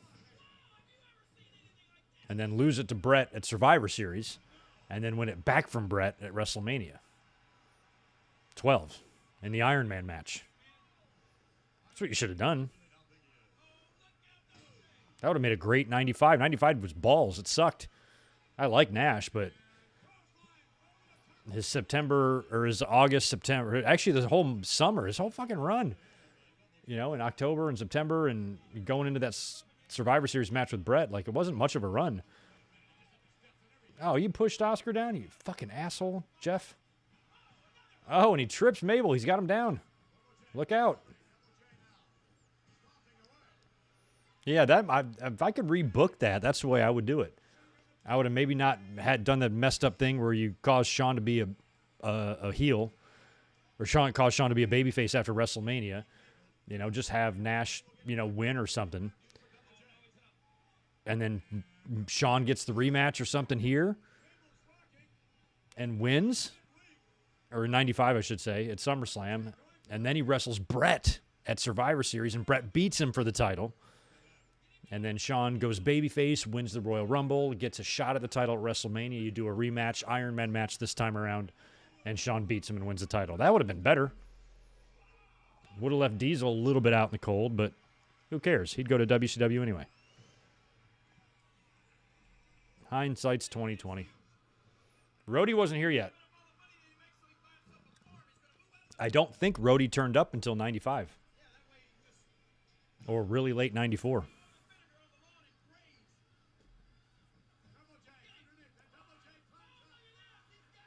Big sleeper on the big guy.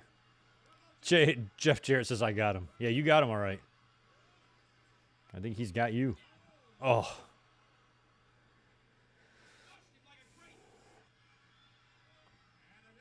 Another sleeper.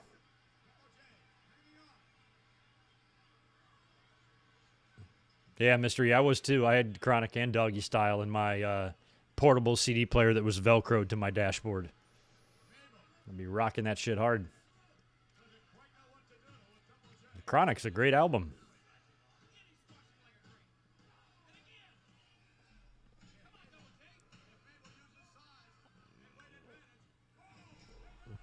Spinning heel? Jesus. How did Jeff even kick out of that? He laid his whole body on him. Oh, my God. It's Abe Knuckleball Schwartz, who I believe is Steve Lombardi. Looks like him anyway. Oh, yeah. Was this the year they did the strike, right? In baseball? I remember that because the Expos, the Montreal Expos, were really good. And they got cheated out of a chance to actually win a title. And that team doesn't even exist anymore. Mike, no, I'm not going to be streaming Punk's return in a few weeks because I'm going to be in Vegas. As a matter of fact, I'm looking for a place to watch Rampage in Vegas. I need to call around some bars and stuff and see if there's anywhere that's going to play it to where we can go and hang out and watch it. But I need to make plans. I don't want to just sit in my hotel room in Vegas and watch that, but I still want to watch it. So I need to figure that out. But I'm not going to be home, so there's going to be no streaming unless I did something on my phone or something after the fact. But that's going to be my only options.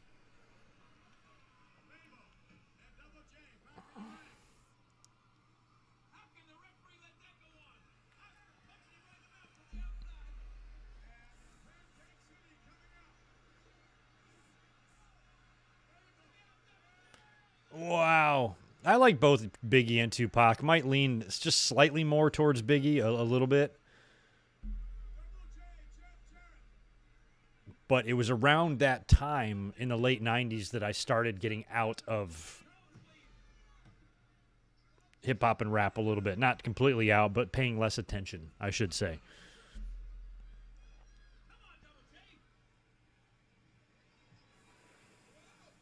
Whoa. Look at that big sunset. No way. Oh, my God. It's a good thing Jeff moved out of that. Oh, my God. He pinned him like that. Beat him clean, too. Didn't even hook the parachute.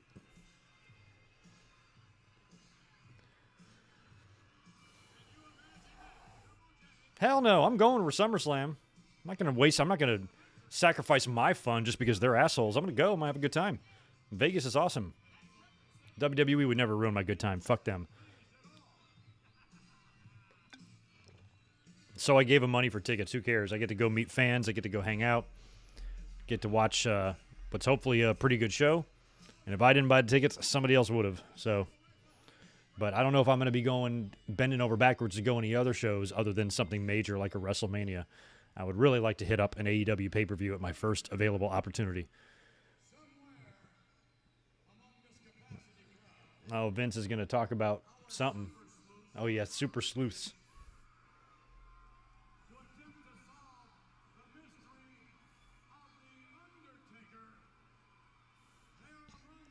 Oh, smart move. Take off work to watch that. I would, too.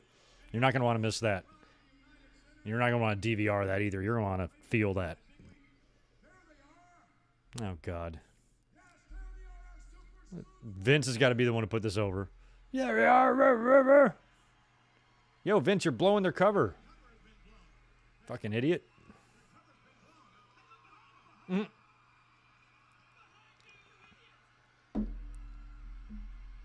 He's right behind you.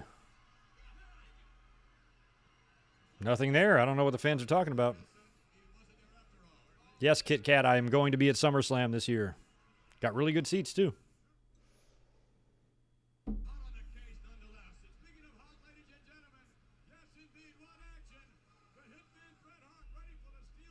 Oh, this is it. It's cage match time. Holy shit. Oh, this ought to be good. We're going to recap everything.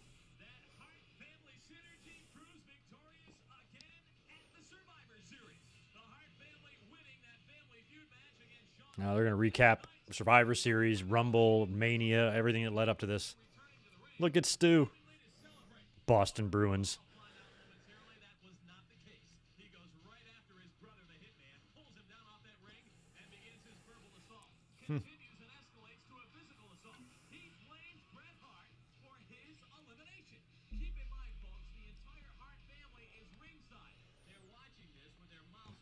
I never... Brett wearing the shorts looked weird. In the shadow of you, Brett, all my life, and I'm sick and tired of it. So, Brett, there's only one way to solve this thing, with me being the shadow of you, the hitman. That's right. Why don't you go out and step up to the plate? You and me, face to face, one-on-one. And I would wrestle anybody, and I like to live up to those words to say I'm the best there is, the best there was, the best there will be, and I take on anybody, but under no circumstances Brett ain't having it. would I ever, absolutely, positively not ever step in the ring with my own brother under any circumstances. Well, it could have been the Christmas carols or the turkey. And then they got back together. Brothers patched things up over the Christmas holidays. They patched things up so well, in fact, they became a tag team at the Royal I remember hating that. I'm like, well, I can't imagine Brett winning the tag team titles in '94. That would have been weird. shot Owens first, and he wanted it back. And when Brett was injured, he blamed his brother again for causing Kicked his leg right out of his leg. the kick Boom. around the world. We all felt it as we watched in horror. How could he kick his brother? Who was that How could he kick his brother? They probably did worse shit to each other when they were kids, man. not on your life? I kicked you in the leg, Brett. Oh, All-American Wrestling. I missed that. It felt good. It really felt good. Damn, Owen, you got enough makeup on? A lifetime of anger and hostility and frustration. When I laid that kick into your leg, Vince, it felt great. It felt great. I don't know how great it's gonna feel for my brother Owen in WrestleMania. I don't know how great it's gonna feel having gone this I love long. Brett's wearing a Stu Hart shirt. That's awesome. But I can promise Owen one thing. He wants a match. He wants a Brett was very good at promos. He cuts a great one here in a minute. I'll give him a fight. I'll give him a damn good fight. And fight they did at WrestleMania 10. Brother against brother. It's a match they've had several times as kids in the basement. But guess what? This one was at Madison Square Garden, and this time, little brother Damn. won it. Owen Hart would defeat his brother, Bret Hart, at The loogie on his lip. Keep in mind, folks, later on that night, Bret Hart was going for the WWF Championship, and he got it by defeating Yokozuna. Owen once again emerged. Possibly, seemingly, maybe to patch things up. No. Look at Owen. He is seething with jealousy. When you look at him, he would love to be in the ring himself. You can see it in his eyes. Let's take you forward to the King of the Ring. Brett could tell stories when he wanted to. He could have been better at promos, but Brett did the job for me. Here volunteered to be in Bret's corner. With his interference, he cost the Hitman the match. However, Bret keeps the I'd rather have him lack in a little bit of promo skills than ring skills.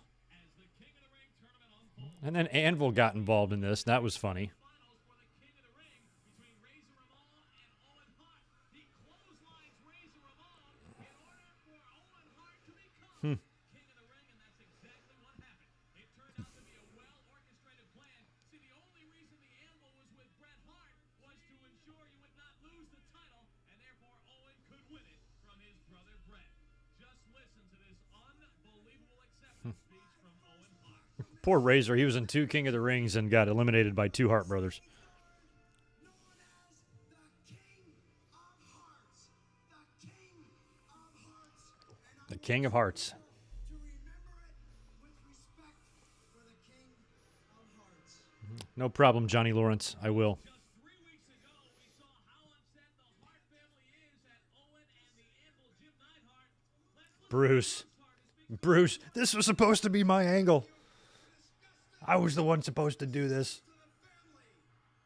Owen is like 20 times better than Bruce. divided. The family's so upset, in fact, that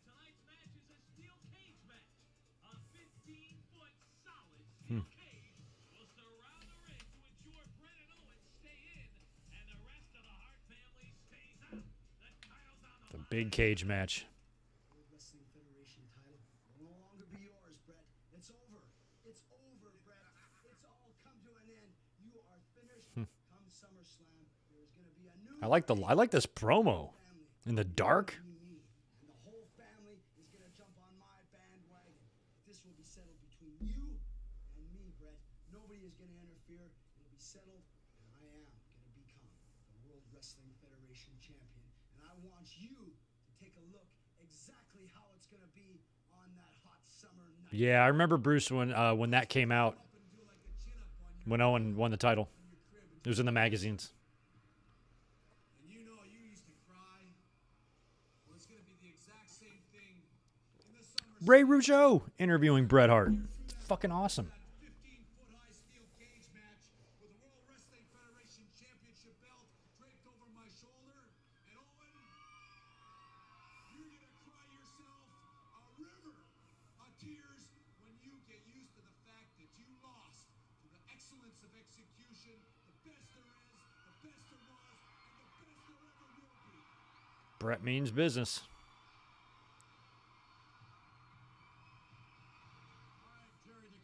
They had to erect the cage back in those days. They didn't lower from the fucking ceiling.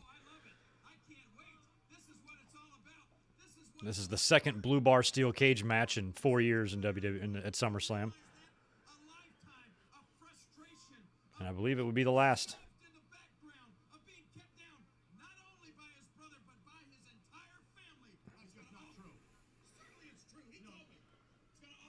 Of course it's true. He told me, Lawler, I wish I could punch you. Stu and Helen. Look at Martha is there.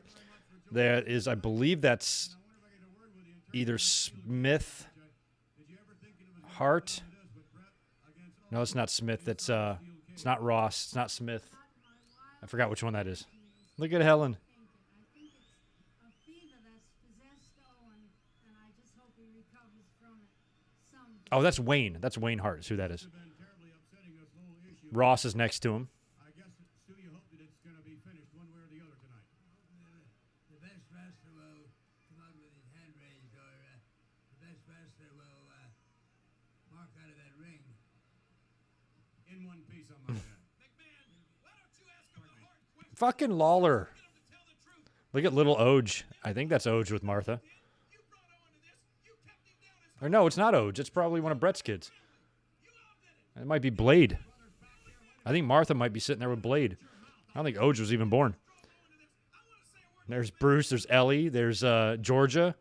And then Diana and Davey. Look at Davey. Davey needs to work out a little bit more so he can eventually look just like me. And, oh, Anvil's dumb face. He looked like Ricky Martin. Like a jacked Ricky Martin.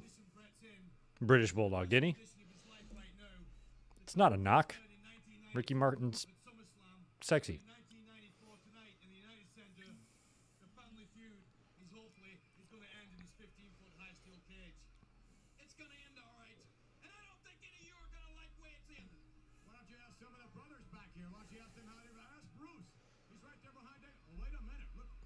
How did you not notice the Anvil sitting back there? He's kind of... Look at Davey Boy's like, how'd you get there? Like, he's been there the whole time. It's kind of hard to miss a guy like that. Anvil doesn't look like a normal guy.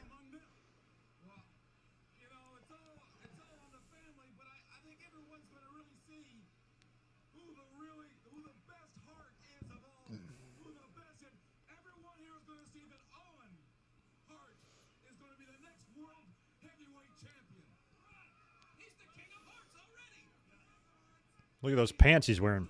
Terry Funk style.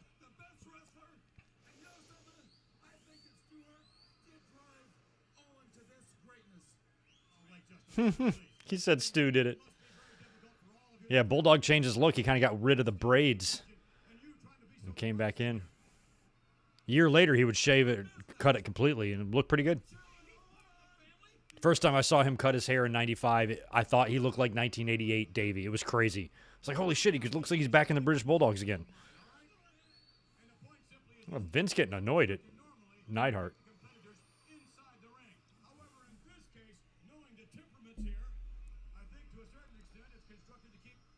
AEW hearts outside of the case, and Bruce, you may be the most volatile of them all.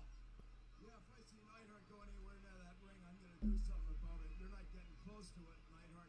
You're the guy who broke up the family in the first place. Guy dressed like Jerry Lawler. The big split. You're not going to pull anything tonight. Look at Neidhart's face. Why don't you look up on the front row at your parents? It's your own Thank you parents. very much.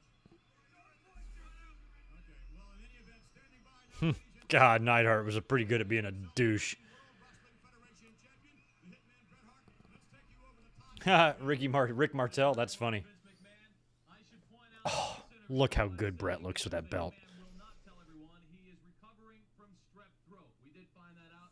Bret, can you tell us what kind of effect that has on you? How are you feeling physically? Strep throat, huh? I had to memorize this promo for a school project once. I did. I can probably still recite it. This World Wrestling Federation Championship belt isn't going anywhere. It's going right back over my shoulder, back in the dressing room, because I'm going to prove Bruce wanted to punch Jim. I kind of wanted to punch Jim just then. I was always better than Owen. You know, Owen, I want you to understand something. I don't hate you. I don't hate your guts. I never ever did. I never got into this thing thinking or believing that I hated your guts, because I don't.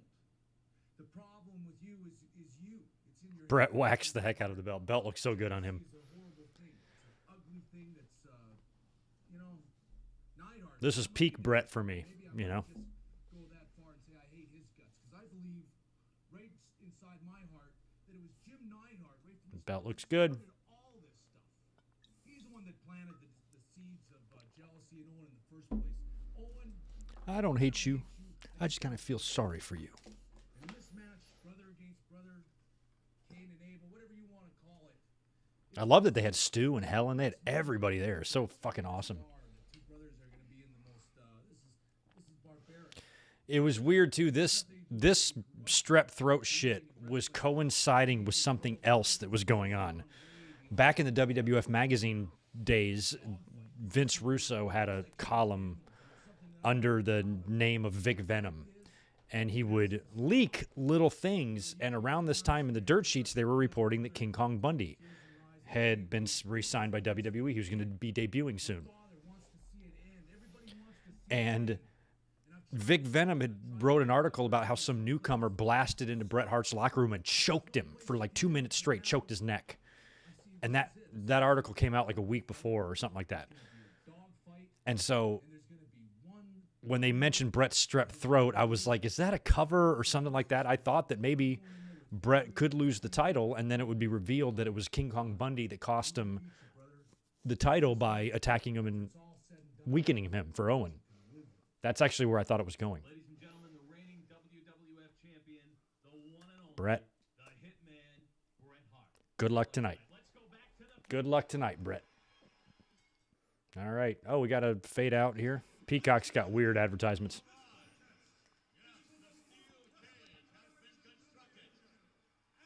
Wow, they've got it like taped. That's crazy. Why do they do a close-up of duct tape? Magnificent production.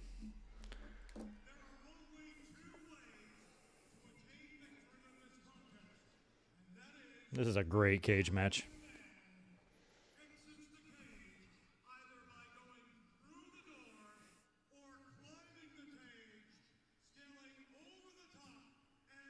Man, back in the day, man, we didn't have like internet and a million options and Netflix and shit. Sometimes you just had to rewatch stuff to keep yourself entertained. So, and plus you naturally just retain memories more when you're younger. So, I just remember all this shit, you know.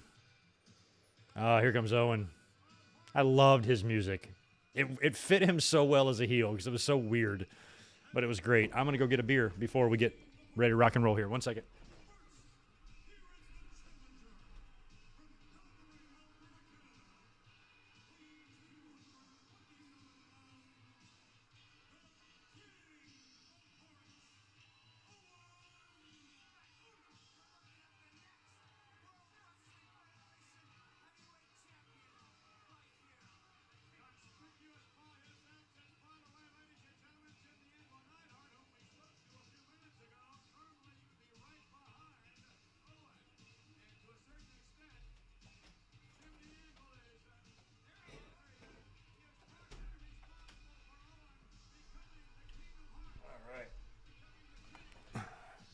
We're back with a fresh, cold one.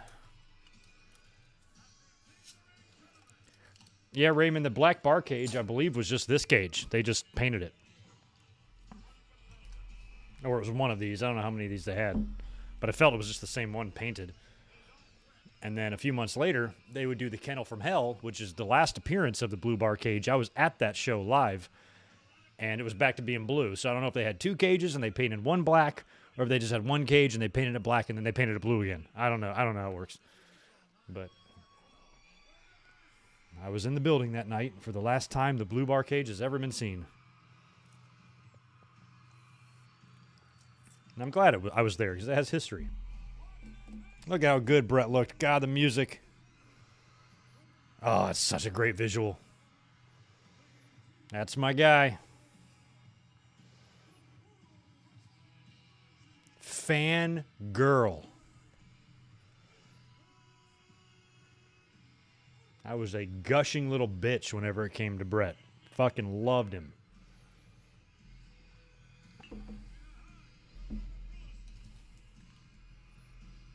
I love that. Brett and Davey.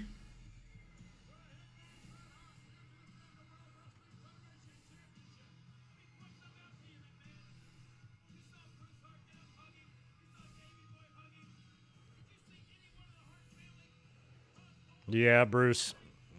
Inserting Backlund, man, what a bunch of weird shit they did.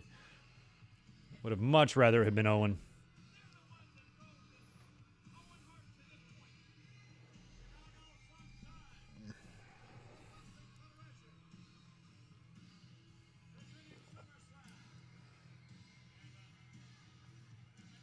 Oh, yeah.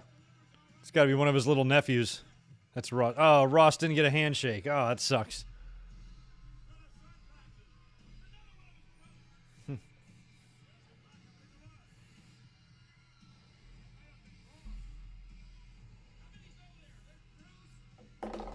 Yeah, Owen was such a bad kid. Manipulating his own mother. And here we go. I love this match just kicks off. Wow, that cage makes a lot of noise.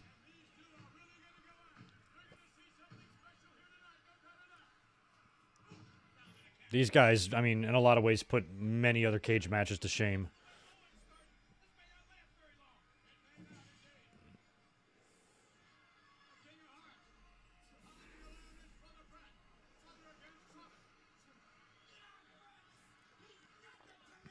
I don't think the match necessarily was so good it didn't really need any blood, but I also think a little bit of blood, just a little bit, not a blood bath like cage matches could be, but maybe just a little bit, you know?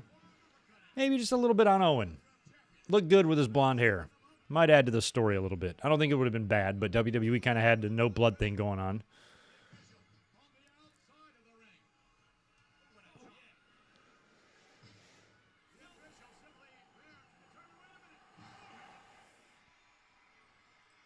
Oh, I haven't looked at Twitter this whole stream.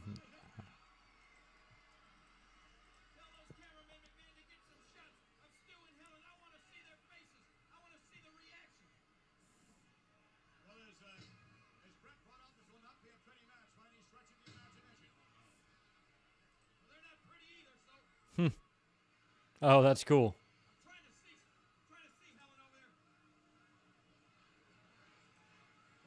Brett and Dynamite around 1978. They were wrestling crazy matches in the 70s in Stampede. That's cool.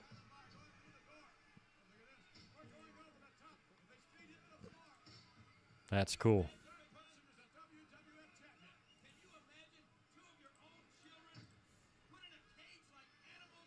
I know AJ. I always call Owen Johnny Lawrence. Looks a lot like him.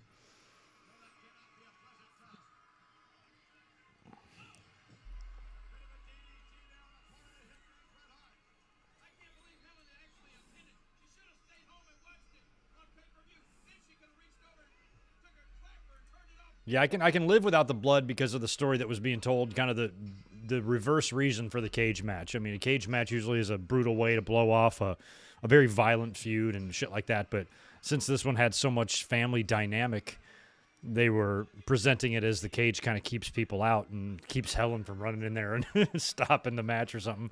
So it worked. It was really good.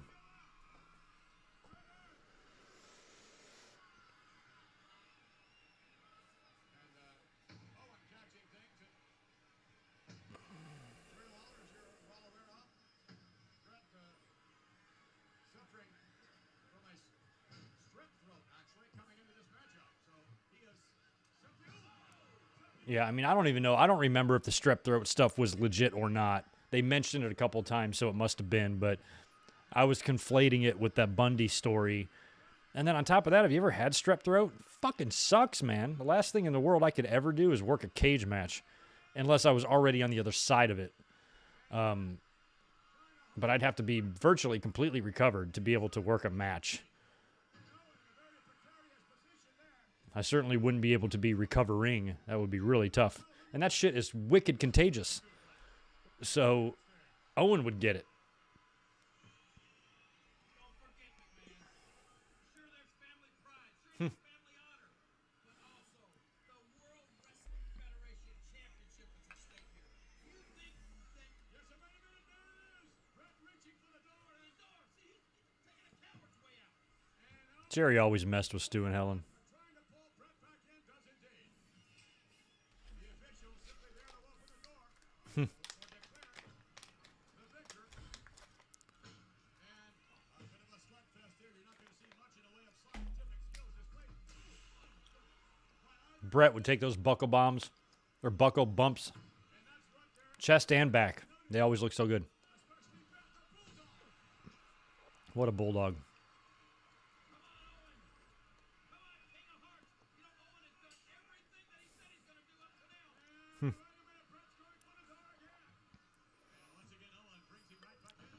Look how smart Owen is. Going for it. Now Brett's going for it. Is that really the way you'd want to win, though? At least for Brett. Ah, I love how close he got that time.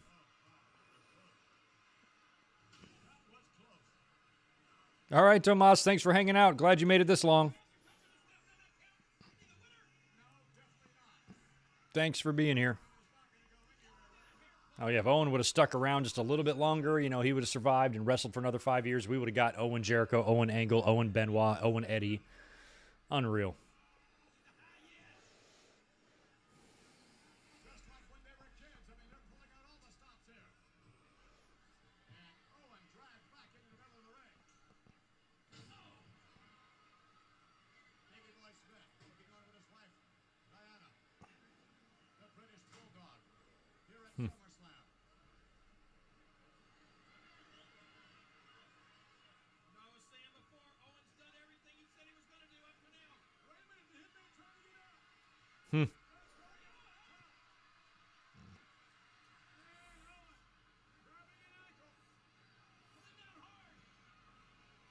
Pull him down hard. They would do some crazy spots on the top of the cage during this match I know of where they'd be like hanging upside down and shit. Tonight, he just may become the WWF champion. The King of Hearts, Owen. Get to the door, over here. Against the Hitman Bret Hart. Oh, it's a mistake. You see that door? I don't think Brett was, or Owen wasn't going to become a fireman in '99 when he died. The fireman stuff was in the early '90s after the Blue Blazer shit didn't work out. I mean, unless he was, I don't know. I know he was close to hanging it up, but I think he would have wrestled a few more years, at least in and out, you know, a little bit. But I didn't think I thought the fireman stuff was early. I was assuming that his plan was to make enough money in wrestling to where he wouldn't have to become a fireman. So I don't know.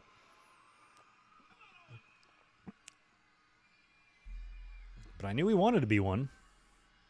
But he could be right there, Timu. I'm not sure. Good to see you, by the way.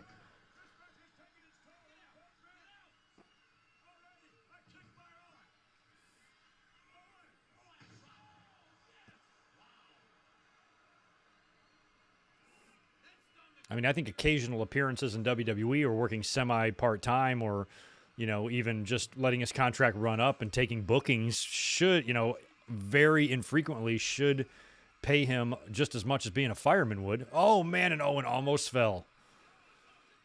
That would have been interesting. I mean, Owen stopped himself from falling. If he would have hit the floor, what would they have done? New champion, I guess. Rematch tomorrow night on Raw.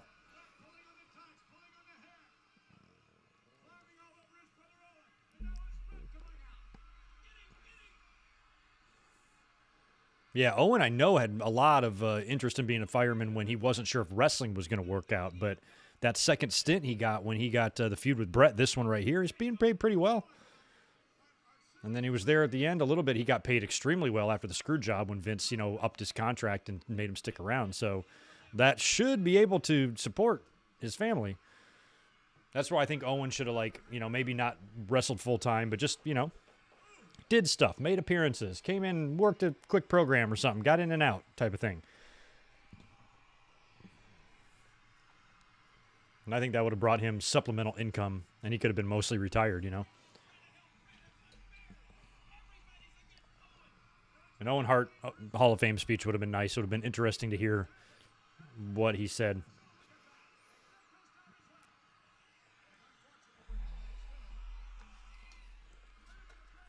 Brett's going. I like the cuts to Stu and Helen. I mean, the family was involved in virtually everything they did. Started at Survivor Series. Started at SummerSlam in '92.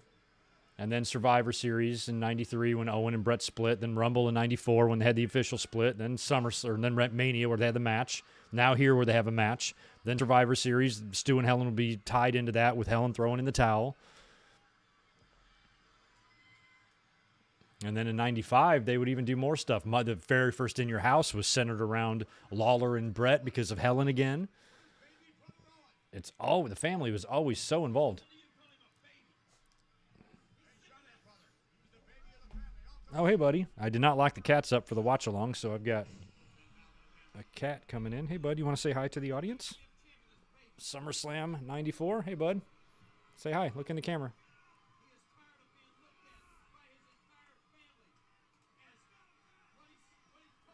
You want to say hi to everybody?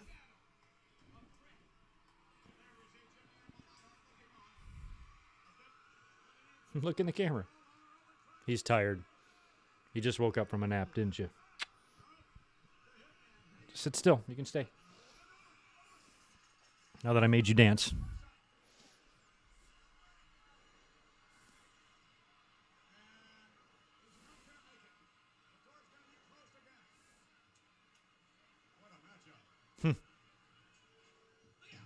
Ugh.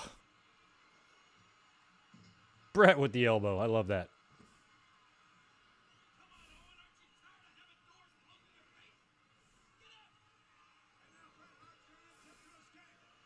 Brett's going to go climbing.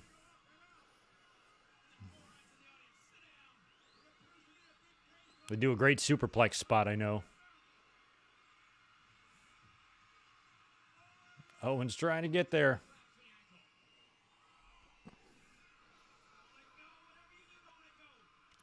He's sitting pretty still in my lap right now.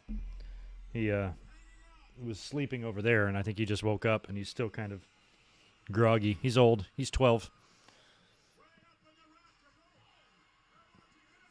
Ow. Dig your claws into me. Ow. There we go.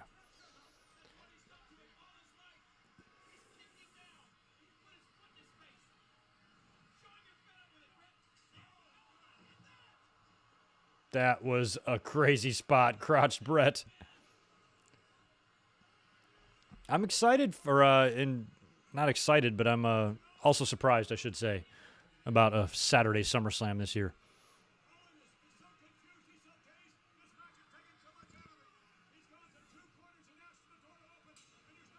No, Mike, Yoko was not on the show. They made this part of the storyline. Yoko was not on the show, and the reason they would use is that he didn't want anything to do with The Undertaker. He wanted, because this was Undertaker's return, and it freaked Yoko out, and he was scared. And they would use that as part of the reason to do the coffin match or casket match at Survivor Series that they had Chuck Norris become a part of. Brought in a lot of celebrities in '94. Can't remember if they had anybody special at Royal Rumble, but everybody else was, or every other show had a lot of celebrities involved.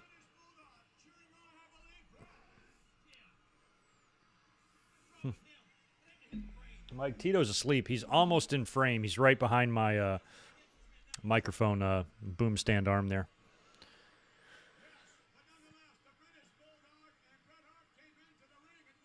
Actually, I'll turn so you can see him. If you look on the couch, you'll see him right. Oh, you can barely see his face. He's just hiding back there.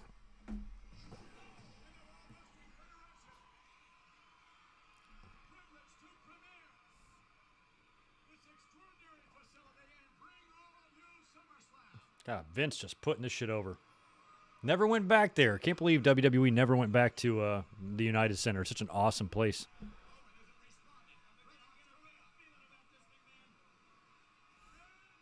Oof.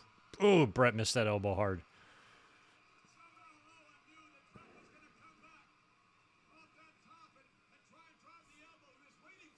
Yeah, they were doing house shows at this time, I'm sure, but they weren't doing anything else until after this.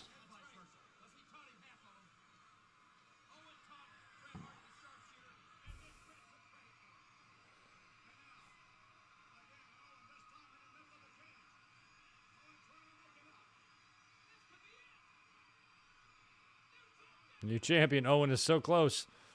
It's like climbing a ladder. They do it so slow. I'm like, come on, you're almost there. Just jump. Peacock's doing fine right now, Kyle. As far as I know, we haven't had any issues tonight. But Peacock is still no picnic. Barry, how would I feel if they ever did a SummerSlam not in August? As long as it was in July. Any other month, it might not be summer. I guess you could do it in September, I suppose, but September doesn't feel like summer. September starts feeling like fall. Yeah, Pamela Anderson, Royal Rumble the next year. That was the next year, though, transferring heat. I'm trying to think of 94. I don't think they had anybody there for that one. Look at the crowd. They are thinking Brett's got this. No one's got him. Hey, Bob, you're being very good in my lap. Oh, man. Buttless hair. We don't need your commentary, Lawler.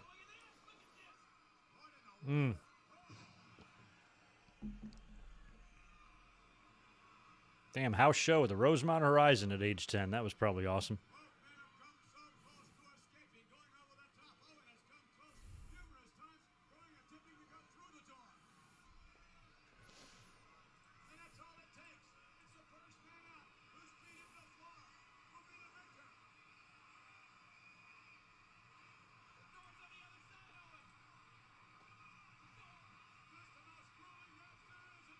Davey Boy's up. Ricky Martin is ready.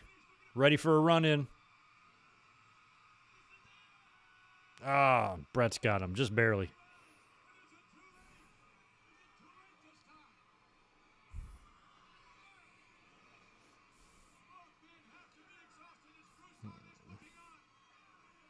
Bruce and Neidhart.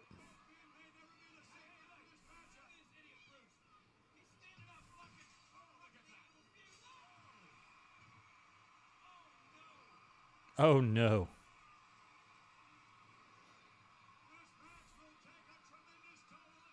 They tried to pull the same shit at WrestleMania with Piper.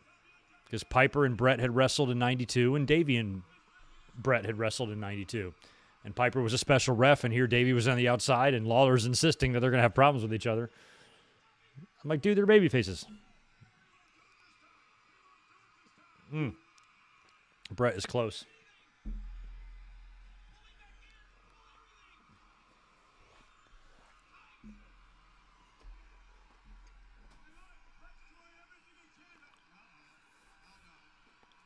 Uh-oh. Uh-oh.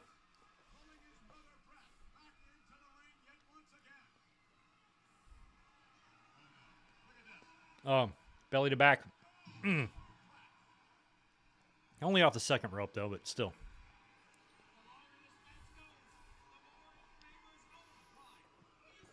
Huh.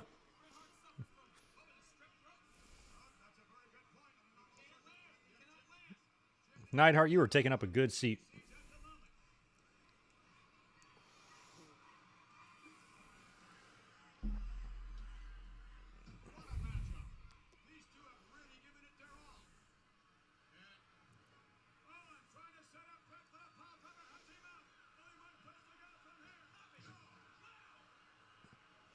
Bruce, you're a big Solid Monster guy. You need to check out his review on NXT Talent's released. I've not heard his comments on NXT Talent's release, but I'm sure I echoed a lot of his frustration.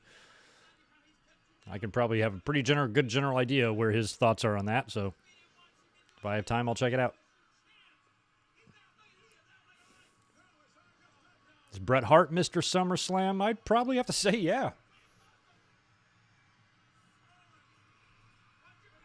He's won the IC title in epic fashion. He's lost the IC title in epic fashion. He's retained the WWE title in a great match. He's won it in a great match. He's won the tags there. He's won all 3 titles at SummerSlam. So, yeah, Bret would be my Mr. SummerSlam for sure.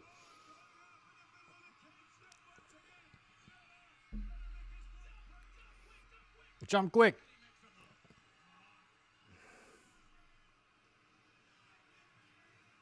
He even wrestled on the winning team in 2010, did he not? Do I have that right? I'm cuckoo for Cocoa Poops. Is that right?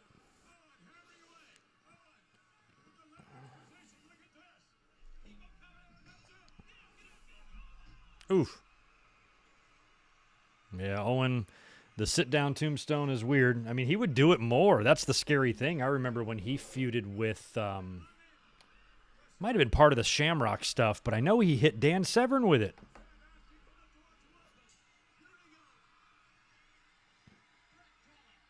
It's like, I would never do that again if I was him.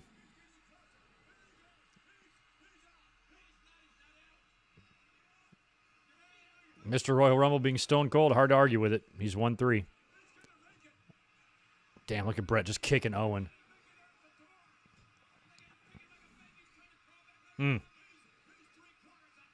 Oh, that's a great camera shot. Look at Bret fighting. I like that on the mat camera shot looking into the door like that. Seeing Bret just trying to kick the fucking shit out of Owen. He's so close.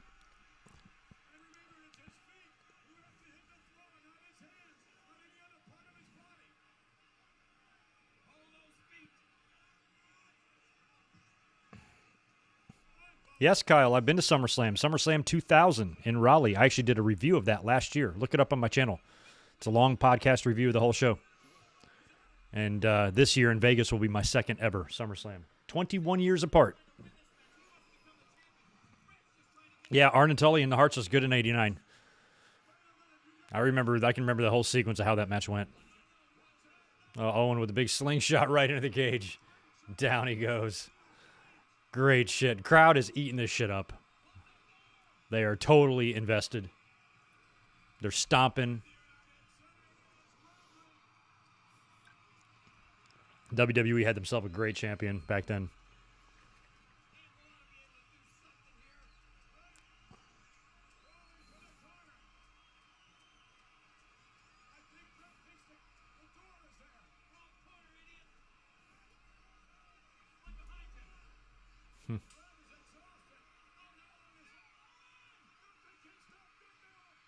Oh, wow.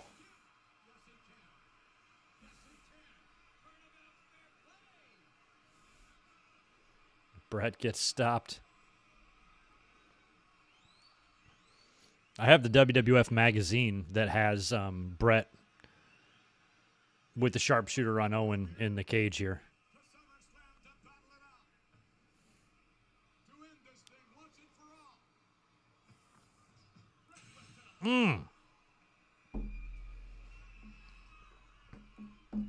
That cage just adds an extra element of noise.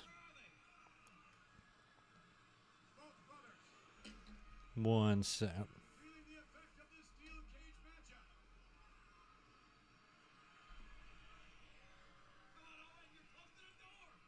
One second, guys. It's a Bret Hart match, not an RVD match.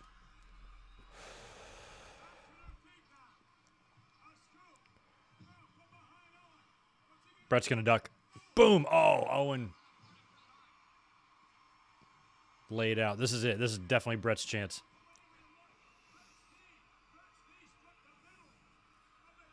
Oh, smart. Bret struck the cage with his knee pad. He should be fine.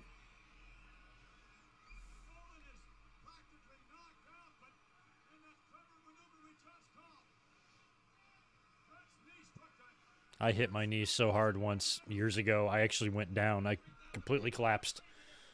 It still pops in and out when I move my leg a certain way. I fucked it up. So that can be painful.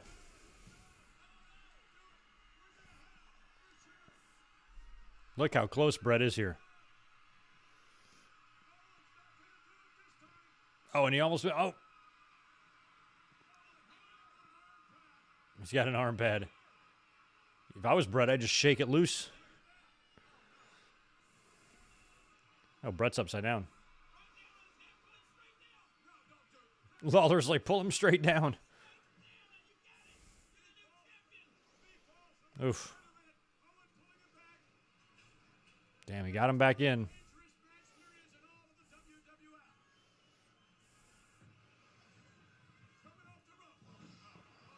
Nice spinning heel. I haven't seen Owen kick Brett's leg out of his leg yet. It's probably coming, though.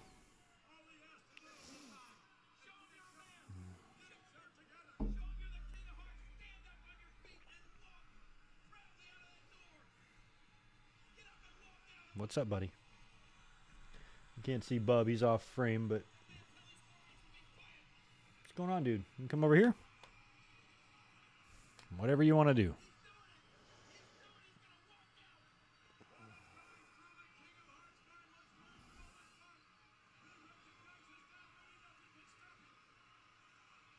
He's going for it. And I know the finish of this match, I'm pretty sure, was done between Brett and Shawn in a cage match for the Intercontinental title.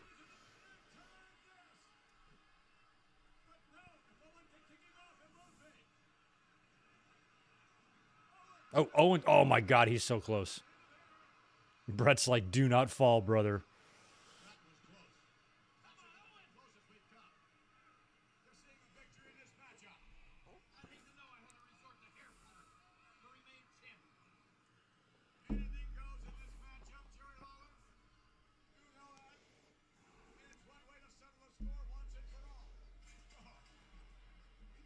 Yeah, Owen's dive to grab Brett was awesome. It's something I always remember about this match.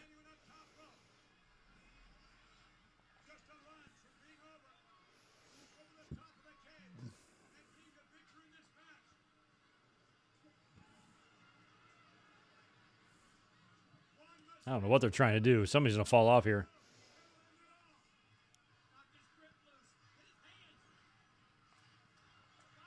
Yeah, Owen had two really close calls here where he could have... Oh, real smart move by Brett. He just kicked Owen's hands off the top of the cage and he back bumped to the mat. And now Brett's got a real good shot. And something else Owen should have done. He should have called for the door and then dove out before Brett got over.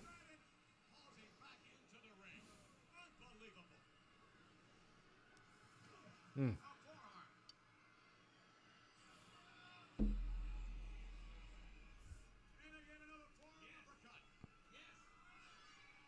You got a really nice sunset out there right now. I can't see it.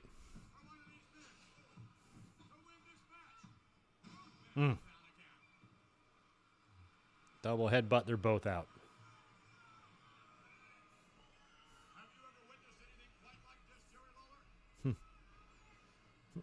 You're asking Lawler? He's definitely seen a pretty gnarly cage match or two in his life, Vince.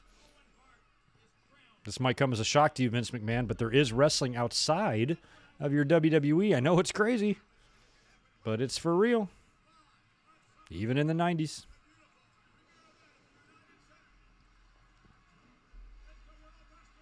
And Lawler has bled buckets in cages before.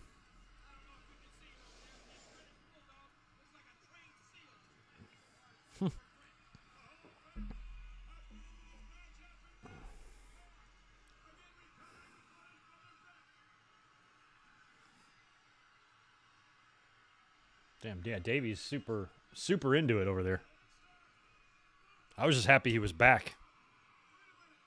Oh, here's a superplex spot.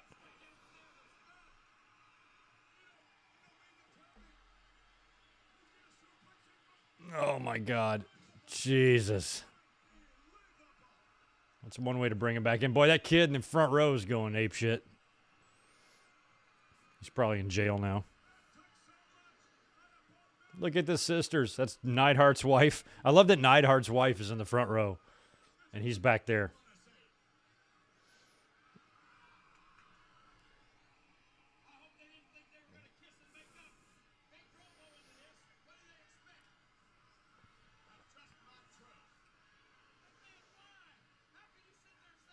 Yeah, cage match, Hardy and Edge, right? That was the only match, I think, in the entire program that Hardy won.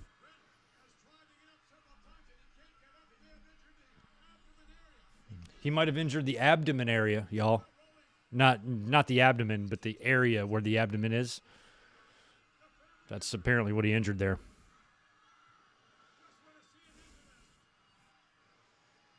Yeah, buckets were flying out of his skull. Actual buckets.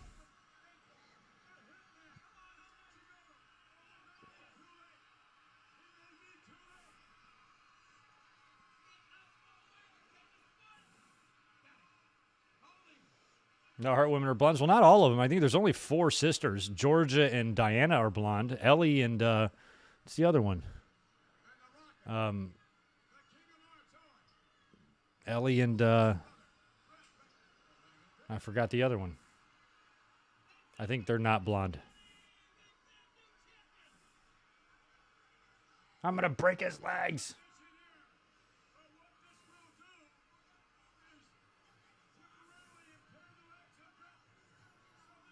The belt is going to be mine. He's got the sharpshooter on him. I want to say Brett's going to reverse this.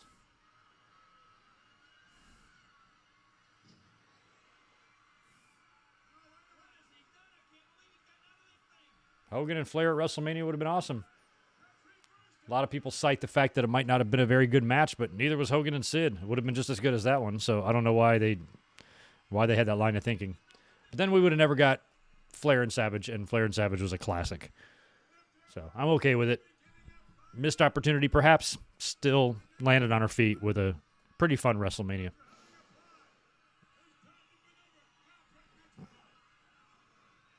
They did the same sharpshooter reversal at WrestleMania, too.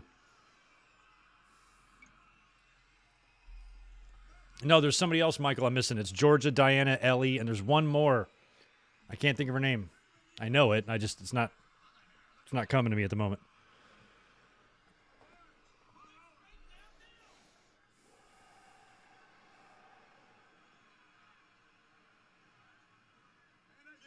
Oh.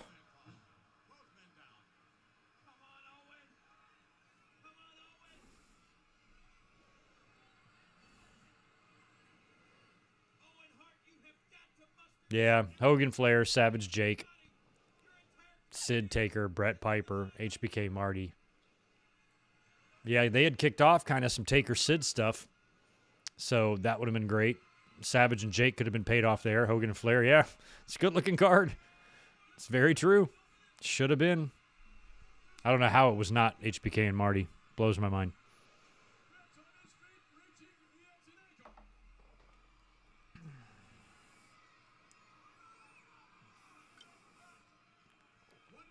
This is the finish here. Now, this finish, I swear to God, I saw on a Bret Hart and Shawn Michaels cage match. They did it there first, and they adopted it for the finish here. And so you can see Owen is sticking his leg through the cage like that purposely. You got Judy Bagwell in the front row there. Look at her. Ooh. And see, he falls, and then he's hung up. Yes!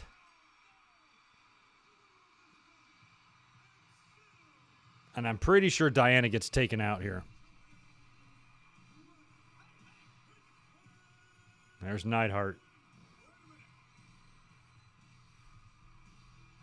Nah, Diana over the top.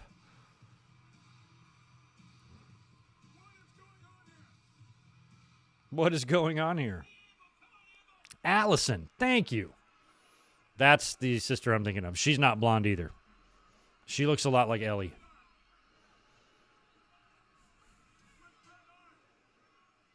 I'd say the people with the best looks in the family are clearly Diana and Owen. The rest of the brothers aren't that Brett's handsome. So's Owen. And Diana's beautiful. I'd say those three got the looks. They got the looks.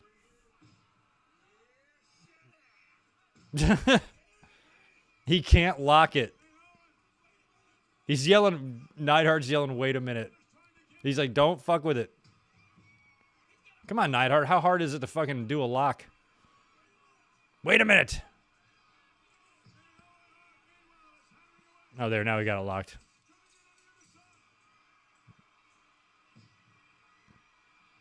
Davey Boy's trying to get up there.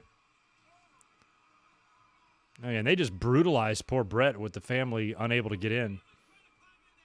They should get Helen climbing up the cage. That I would mark out if Stu hopped the barricade and climbed up there.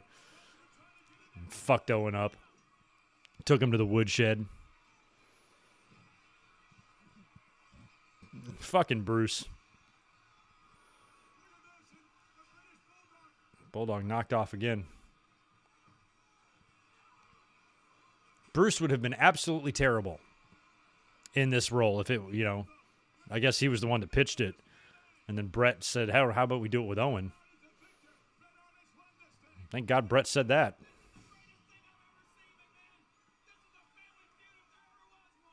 Poor Davey. He's not living La Vida Loca at all. Look at Ross trying to get up in there. Oof. Oh, Davey's pissed now. Shirt's off. Davey in his 1993 Janet Jackson hair is getting in that ring.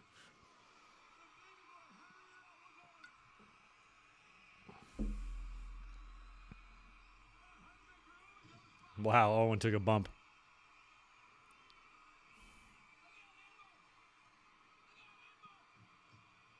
Oh, yeah, Heyman couldn't do that either. That's right.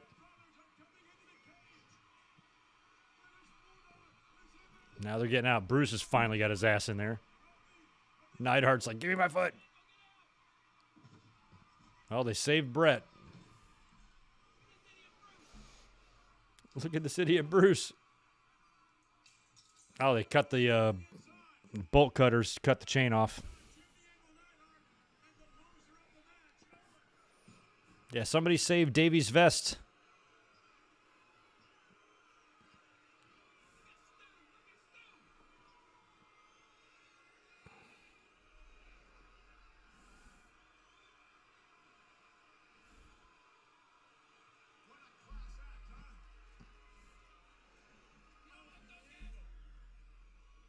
Davey boy, you are looking tanned.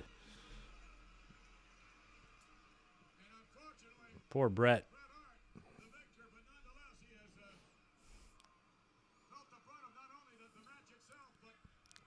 It's weird to see him so jacked because, like, the story in '92 is that he failed the steroid deal. They had to let him go. He didn't necessarily look off of them here, but he might have been.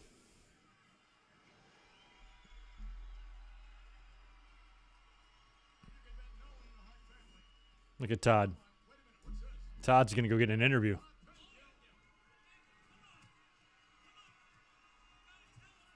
Oh, who's there? I can't tell who's behind us. I want to recognize all the people backstage. Leave Owen alone, Todd. Jesus.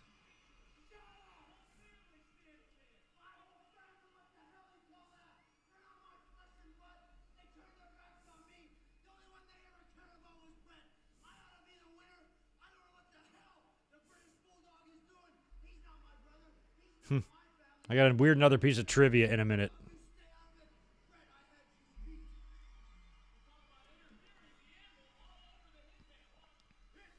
Hitman.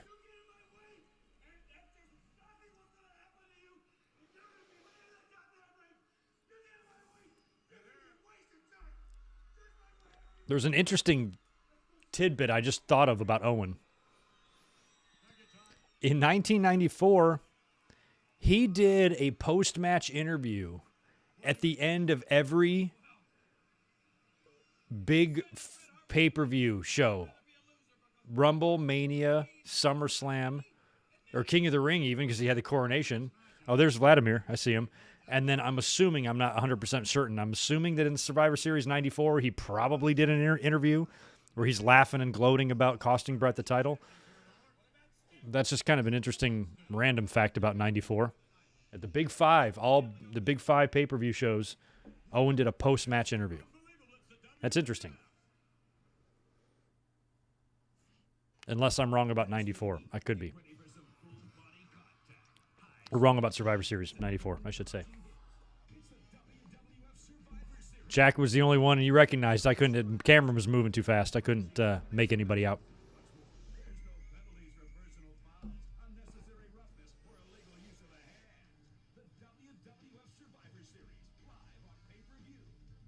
Now they're plugging Survivor Series for 94. That was in San Antonio. That wasn't one of my favorites. Brett lost the title, which I hated. Yeah, Angie, thank you. Put a shirt on, Lawler, you pervert. Fucking weirdo. Cannot stand Jerry Lawler.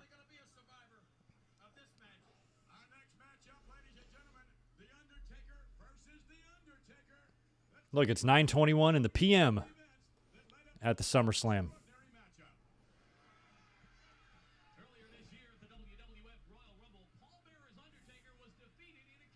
Wow.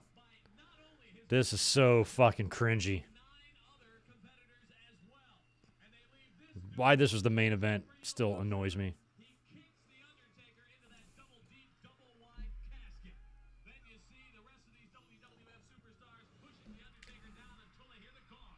The gong. He levitates.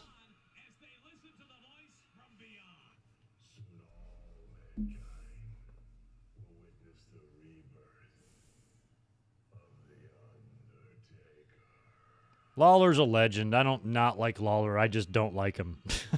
I know that makes no sense.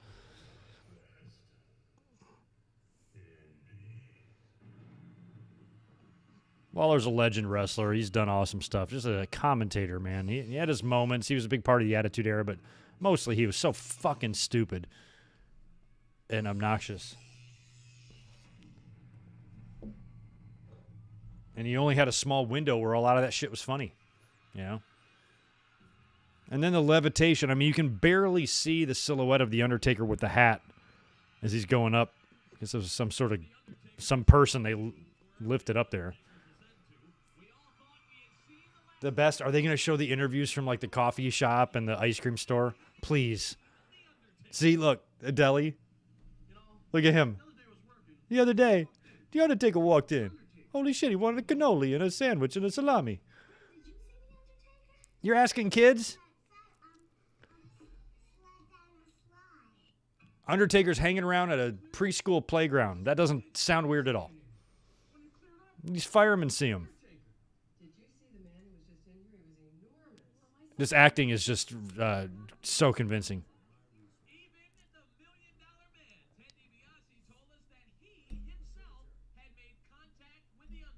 How does one make contact? Like, what number do you call?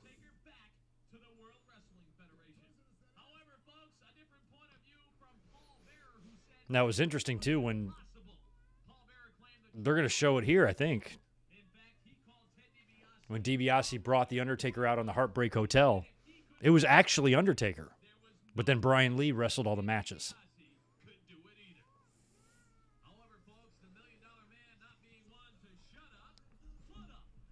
I remember watching this. I was like, holy shit, maybe they're turning The Undertaker heel. I didn't know where they were going with it. Even Diesel's like, I gotta check this shit out.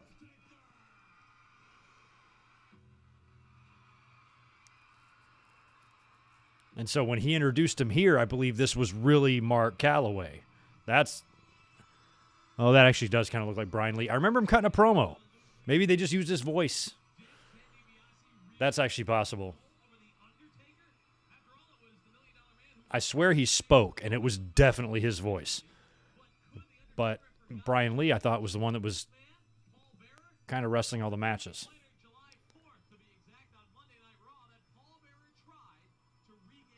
control of his Undertaker, doing everything in his power to draw the Undertaker back to his corner. DiBiase. See the grimace on the face of the $1 Million Man. Yeah, that's Brian Lee right there. The Undertaker staring at Paul Bearer, and then a step in that direction. Would it be another step? Would Paul Bearer pull the Undertaker back to his side? It was like the Undertaker. DiBiase like convinces him with like money or something. It's so weird. Which side would he go to? We all watched on as the $1 Million Man resorted to his power. Cash. The Undertaker's Try to brighten up my lights. has seen the green. That's when Paul Bearer began to suspect that Ted DiBiase's Undertaker wasn't the same Undertaker he had known before. He returns to the place he feels his Undertaker's presence the strongest in the cemetery. The cemetery. There's no question this eerie setting was definitely Paul Bearer's window Okay, thank you for that. It was Brian Lee, but they used Taker's voice. his Undertaker. So I guess he never did appear in the flesh until here. I was thinking that maybe on that first Heartbreak Hotel, maybe he did. Now this here is clearly Brian. Yeah, Brian Lee did all the appearances. This grip right there around the neck of Paul Bearer. No secret, folks, Paul Bearer was not going to get out of this grip. I have no idea, and probably shouldn't even be commenting on this. I remember hearing some sort of a story that Brian Lee might have had an affair with Undertaker's first wife or something. I don't even know. I just remember that floating around at this time, but never knew anything more than that. I liked Brian Lee. I always did. Prior to WWE, and then he would be back in later with the DOA and shit, but he worked Smoky Mountain. He was with Candido and shit, and he did stuff. ECW. He was in ECW.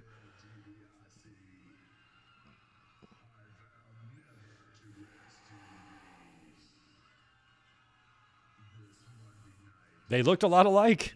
They did.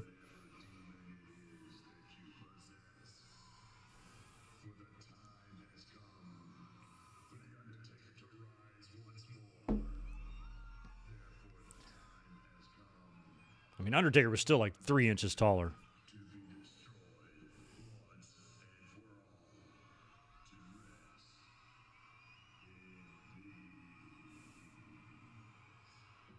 And I remember thinking at the time, I'm like, well, that's a relief. Once I realized where they were going with this, I'm like, okay, I guess Undertaker isn't a heel.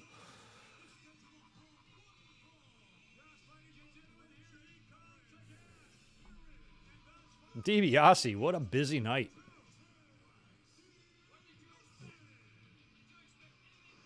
His team won in the opener. He pulled off the big swerve with Tatanka. But it's about to get worse.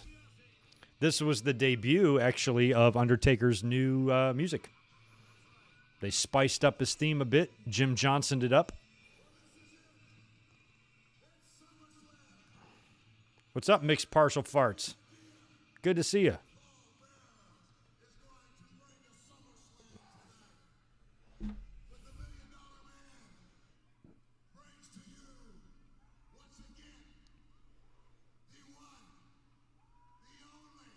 From the dark side. Where is the dark side? What side is it on?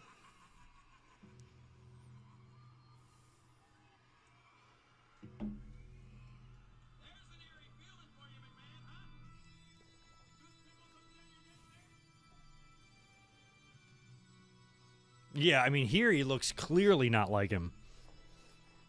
He was pulling it off on Raw a little bit to where he's probably fooling the casuals. Dude, don't mess with my mic stand, bro. Come on. You guys have caused problems before with that.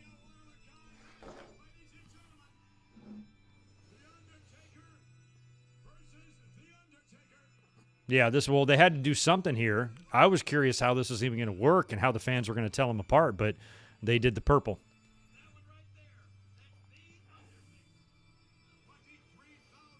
Yes, Charlie, I'll be here tomorrow night after Raw. Full Raw review. I got a 3-day weekend. Lucky me. I'm off tonight, tomorrow, and Tuesday. So I'm going to get some shit done for the channel and stuff. But yeah, we will be up here tomorrow after Raw. It's been a long summer, man. Had a long summer vacation. I got Vegas in a couple of weeks. I'm actually kind of ready for fall weather and pumpkins and shit like that in football, you know? Kind of ready for things to calm down. Work is just nuts. So after Labor Day comes and goes, things will get a lot kind of more relaxed around here, at least for me. And I'm kind of looking forward to it. It'll be the holidays before you know it.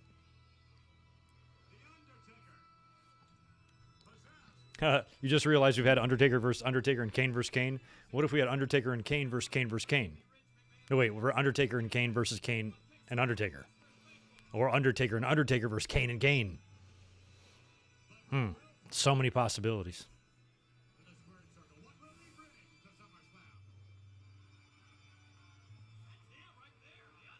That's him right there. Brian Lee.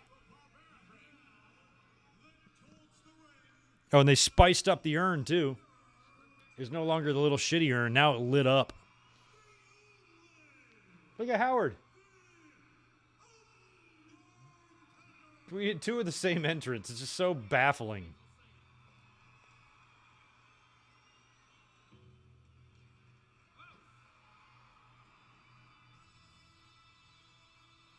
And so now they're playing the old Undertaker music for a second time to have Paul Bearer come out. He's got nothing, McMahon. Oh, man, this is like the longest entrance. We got the Mortal Kombat ninjas coming out here with the casket. They do kind of. Oh, yeah, Angie, I bet. Virginia, yeah, I was just in North Carolina. Fuck the humidity. One day we came back from the beach and we were loading up the car.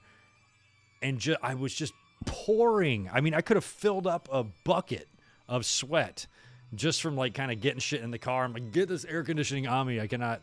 Oh, so miserable. I forgot how crazy it is. But, yeah, you're probably ready for it, too. It's pretty mild here today. It was only 70 degrees, but still. Oh, yeah. Oh, Michael, where do you, you Australia? I always thought that was weird who have, you know, countries that have hot-ass weather in Christmas time. I think that's cool. Oh, yeah, Bruce, you live in Florida, so I can, you know, humidity.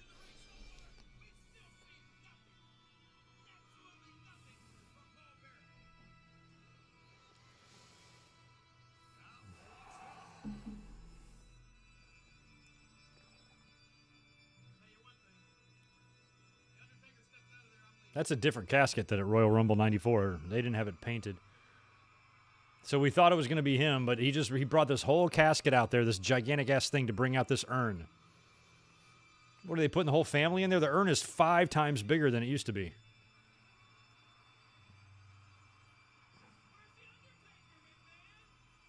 Lawler, will you just be patient? You fucking annoying bastard.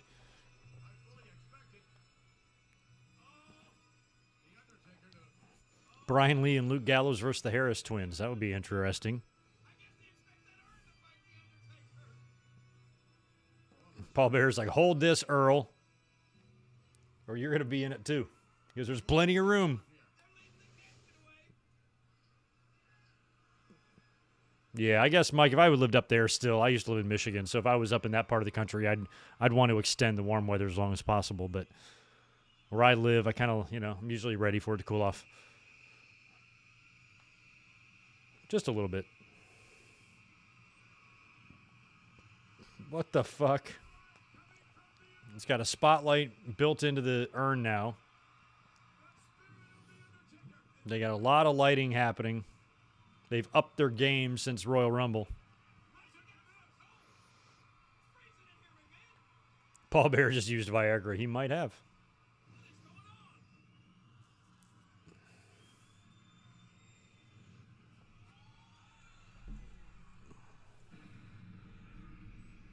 Wow, look at that crowd. Look at that wide shot of the crowd. That's badass. That's what it's going to look like in a couple of weeks there for AEW. And I think now we finally get the new kicked up Undertaker theme. But, now that's him. You can even tell by the way he's standing, it's him.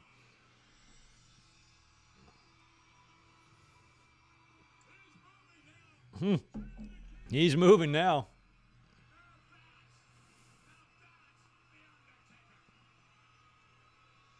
Undertaker was an awesome character.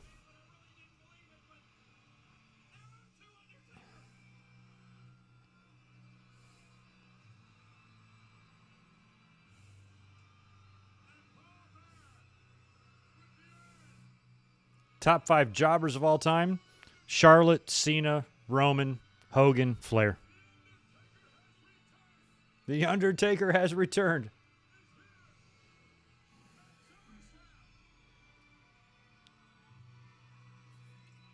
And I also remember watching this, immediately liking the new theme. I was like, that sounds awesome. I wasn't in love with the purple, but I understood that you're not going to know what the fuck's going on if one of these guys doesn't look slightly different than the other one. But the music I really liked a lot.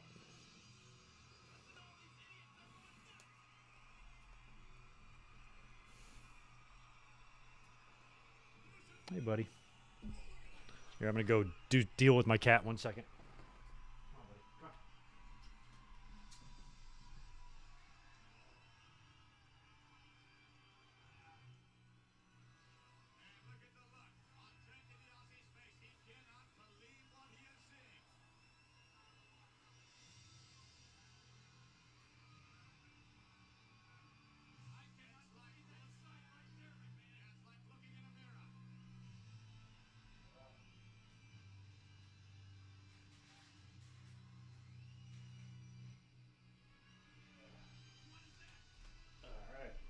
Go.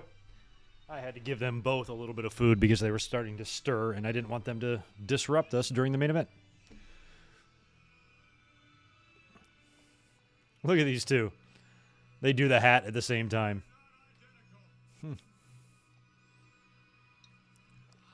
Even Vince is like, nah, they ain't identical. What a weird match.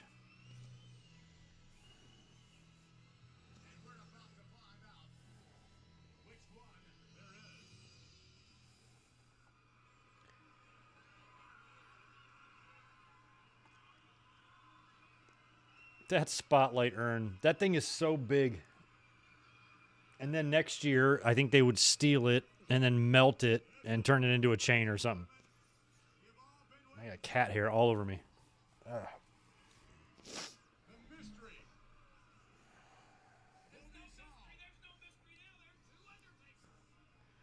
There's 2 Undertakers.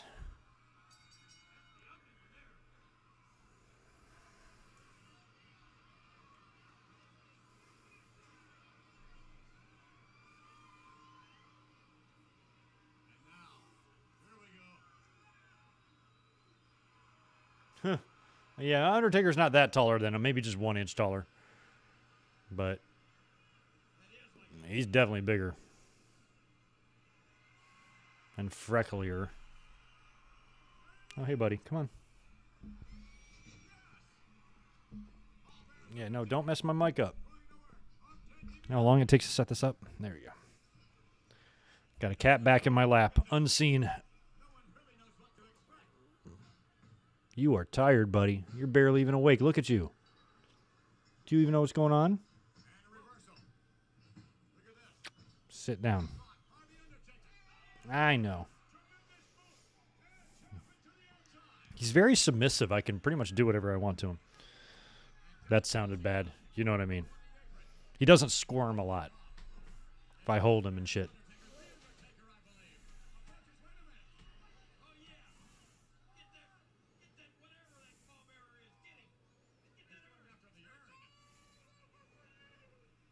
I don't know. Golden era or attitude era. It just depends.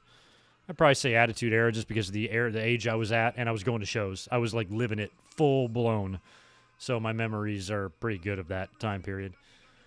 I was at a lot of shows, a lot of pay-per-views, a lot of Raws, a lot of SmackDowns during attitude era.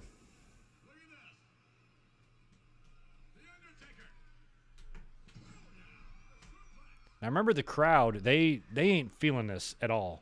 This match.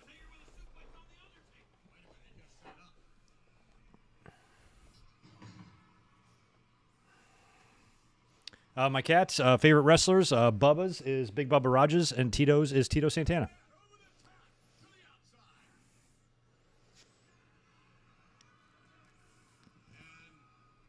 I already know if I ever get, I'm probably going to get a dog one day, but one day when I'm older, if I ever get 2 more cats at the same time and they're boys, I already know I'm going to name them Razor and Diesel. I've had the names picked out forever. I actually wish I would have named these guys Razor and Diesel, but I never did. So if I ever get 2 cats again, that's going to be their names. I believe is the one who has returned, appears to be the more powerful of the two. And wait a minute. Oh, yeah. That put a smile on DiBiase's face. That's his Undertaker. That's the real Undertaker right there. Speaking of Tito, he's up here now. Hey, buddy. We're watching Undertaker versus Undertaker. It's pretty boring.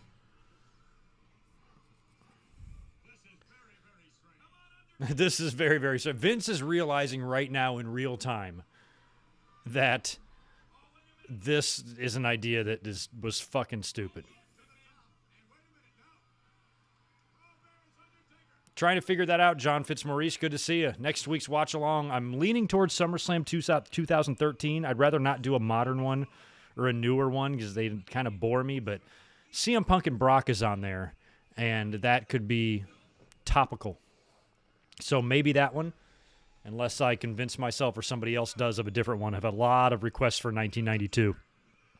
But I feel like we're already doing kind of an early 90s one here, so I don't know yet. We'll talk about it more. I'll be up here tomorrow night for the Raw review. We'll see if somebody can just convince me and just say, I'll say, yep, that's the one. Because that's how it happened with 98. Somebody mentioned Highway to Hell. I'm like, there you go. That's all I needed. Like, let's do it. So we'll see what we come up with tomorrow night. But right now, 2013 and 1992 are the two that are the front runners.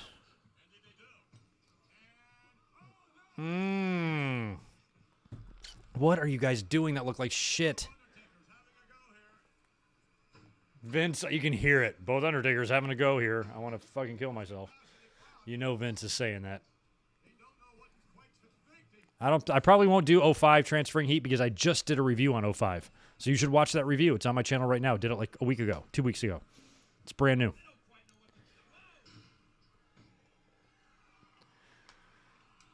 Yeah, 92. Oh, yeah, AJ, you're right. And 2002 has been another one. That one could be good, too. It's probably going to be 02, 92, or 13. Those are 3 different decades, so that's perfect. And maybe I'll do a poll. I'll do a YouTube poll, and we'll pick the winner there. I'll put a poll somewhere. Twitter, maybe.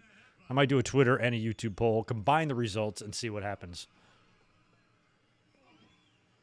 2011, yeah, 10-year anniversary for that one.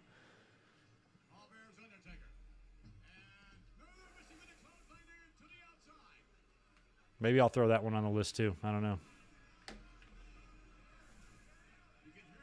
I'm going to do a poll, though. I think that's the fairest way to do it.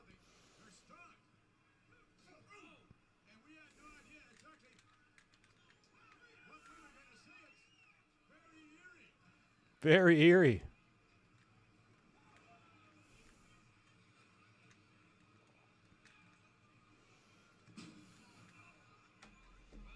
...2002 would be fun. That's on the list. I might prefer 02 over 2013.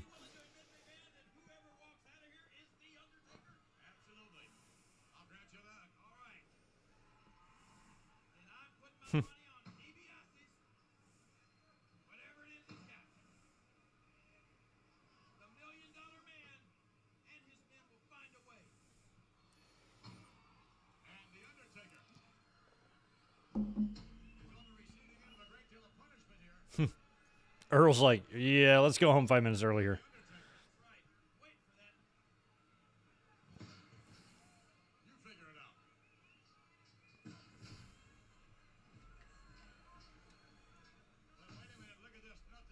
Will the lights go out there? Or it seems darker. Ah, look at there. A little frustration on Brian Lee. That's cool. Barry, you want me to do 2008? Very good Hell in a Cell match. Who the hell was the Hell in a Cell match? That wasn't Cena Batista, was it? That was something else? Who the hell was feuding in 2008? I don't even know. Where the fuck there was a WrestleMania? What WrestleMania was in 2008? 24? Taker Edge must have been Hell in a Cell.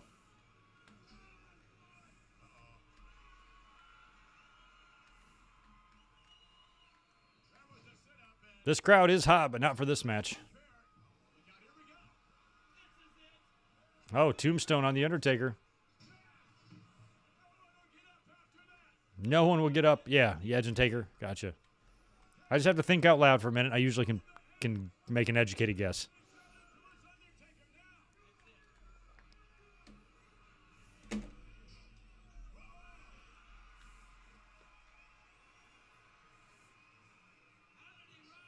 Another one. Oh, he's way too bad. He's going to do the flip. Wow. Damn, a jumping Tombstone. Look at DiBiase. Taker's like, I'm not done with this fucker.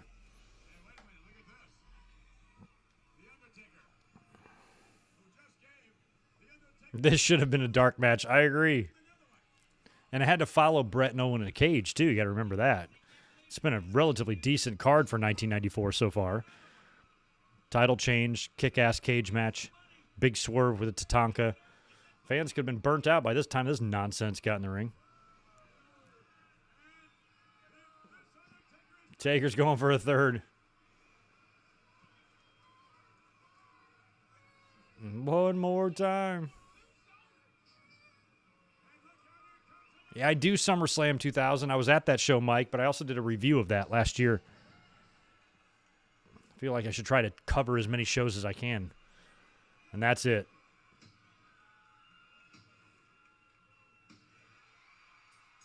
Goodbye, faker. One guy in the front row clapped. Yes, I was hoping the guy would win. Yeah.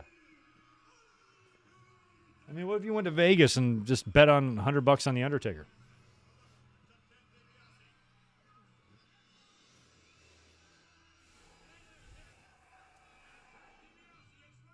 The end of Brian Lee. He'd be back.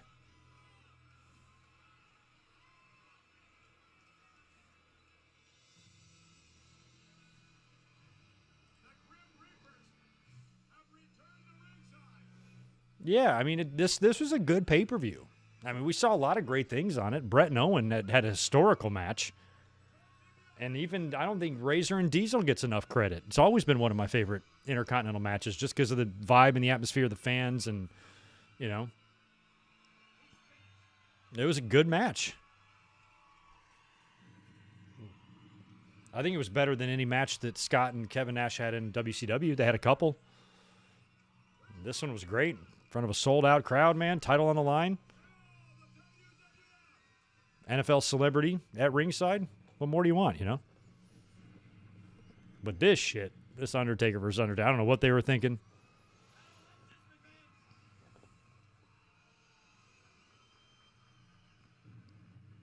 Yeah, I've always had this SummerSlam on VHS. It was always one of my favorite SummerSlam covers, and it was just one that I always wanted.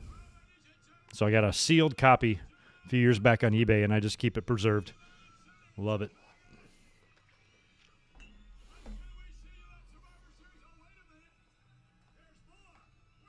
Oh, there's more. Vince is about to sign off, but he said there's more, y'all. Oh, Randy. Who's he with? Bye, Randy. Last pay-per-view appearance.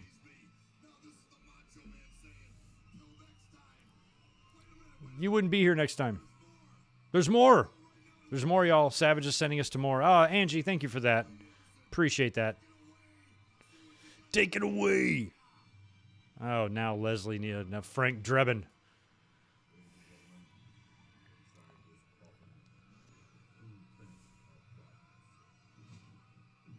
And he's gone.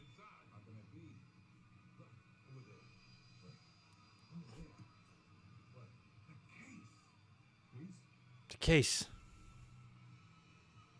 So Brian Lee disappeared. And the Money in the Bank briefcase is sitting there. And it's closed. What if Lieutenant Drake Frank Drebin actually has a title shot? Let's go get something to eat. Yeah, let's go get something to eat. That sounds really good, actually. The case is closed. All right, the case is closed. It's been solved. That's funny. Yep, Savage's last pay-per-view event. That is it. Well, that was fun. SummerSlam 1994. What memories, man. What a weird time. Kooky-ass time. Great feud and great cage match with Brett and Owen. Shawn and Razor and Diesel had a lot of fun out there for the IC title. The in-between stuff wasn't bad. I remember being swerved slightly by the Tatanka stuff and Lex Luger. And then Taker fell flat. But overall, this was a pretty cool pay-per-view because it was in the United Center. Brand new venue. It looked great. And for 1994, I was really happy that WWE was still capable of drawing crowds like that, considering how low the interest was and how WCW, they're rising up. Hogan was there, and Savage would be at Starrcade later on in the year. So that's a wrap. It's on SummerSlam 1994. Appreciate you guys being here as always for these watch-alongs. We're going to do one next week. I'll throw up a YouTube poll. I'll let you guys know on the stream maybe tomorrow night that I'll do it so you guys can go over there and I'll vote for it. I'll probably put it on YouTube. Might throw one up on Twitter as well. And I think we've narrowed down next week's watch-along to SummerSlam 2002, 1992, or 2013. And I might throw a 2011 in there since it's the 10-year anniversary. We'll see what happens. But I appreciate you guys being here. Have a good rest of your Sunday night, and make sure you're here immediately following tomorrow's wonderful 3-hour Monday Night Raw, where we can discuss all of that fun. So you'll get more Greg tomorrow night. You guys have a good night. Talk to you.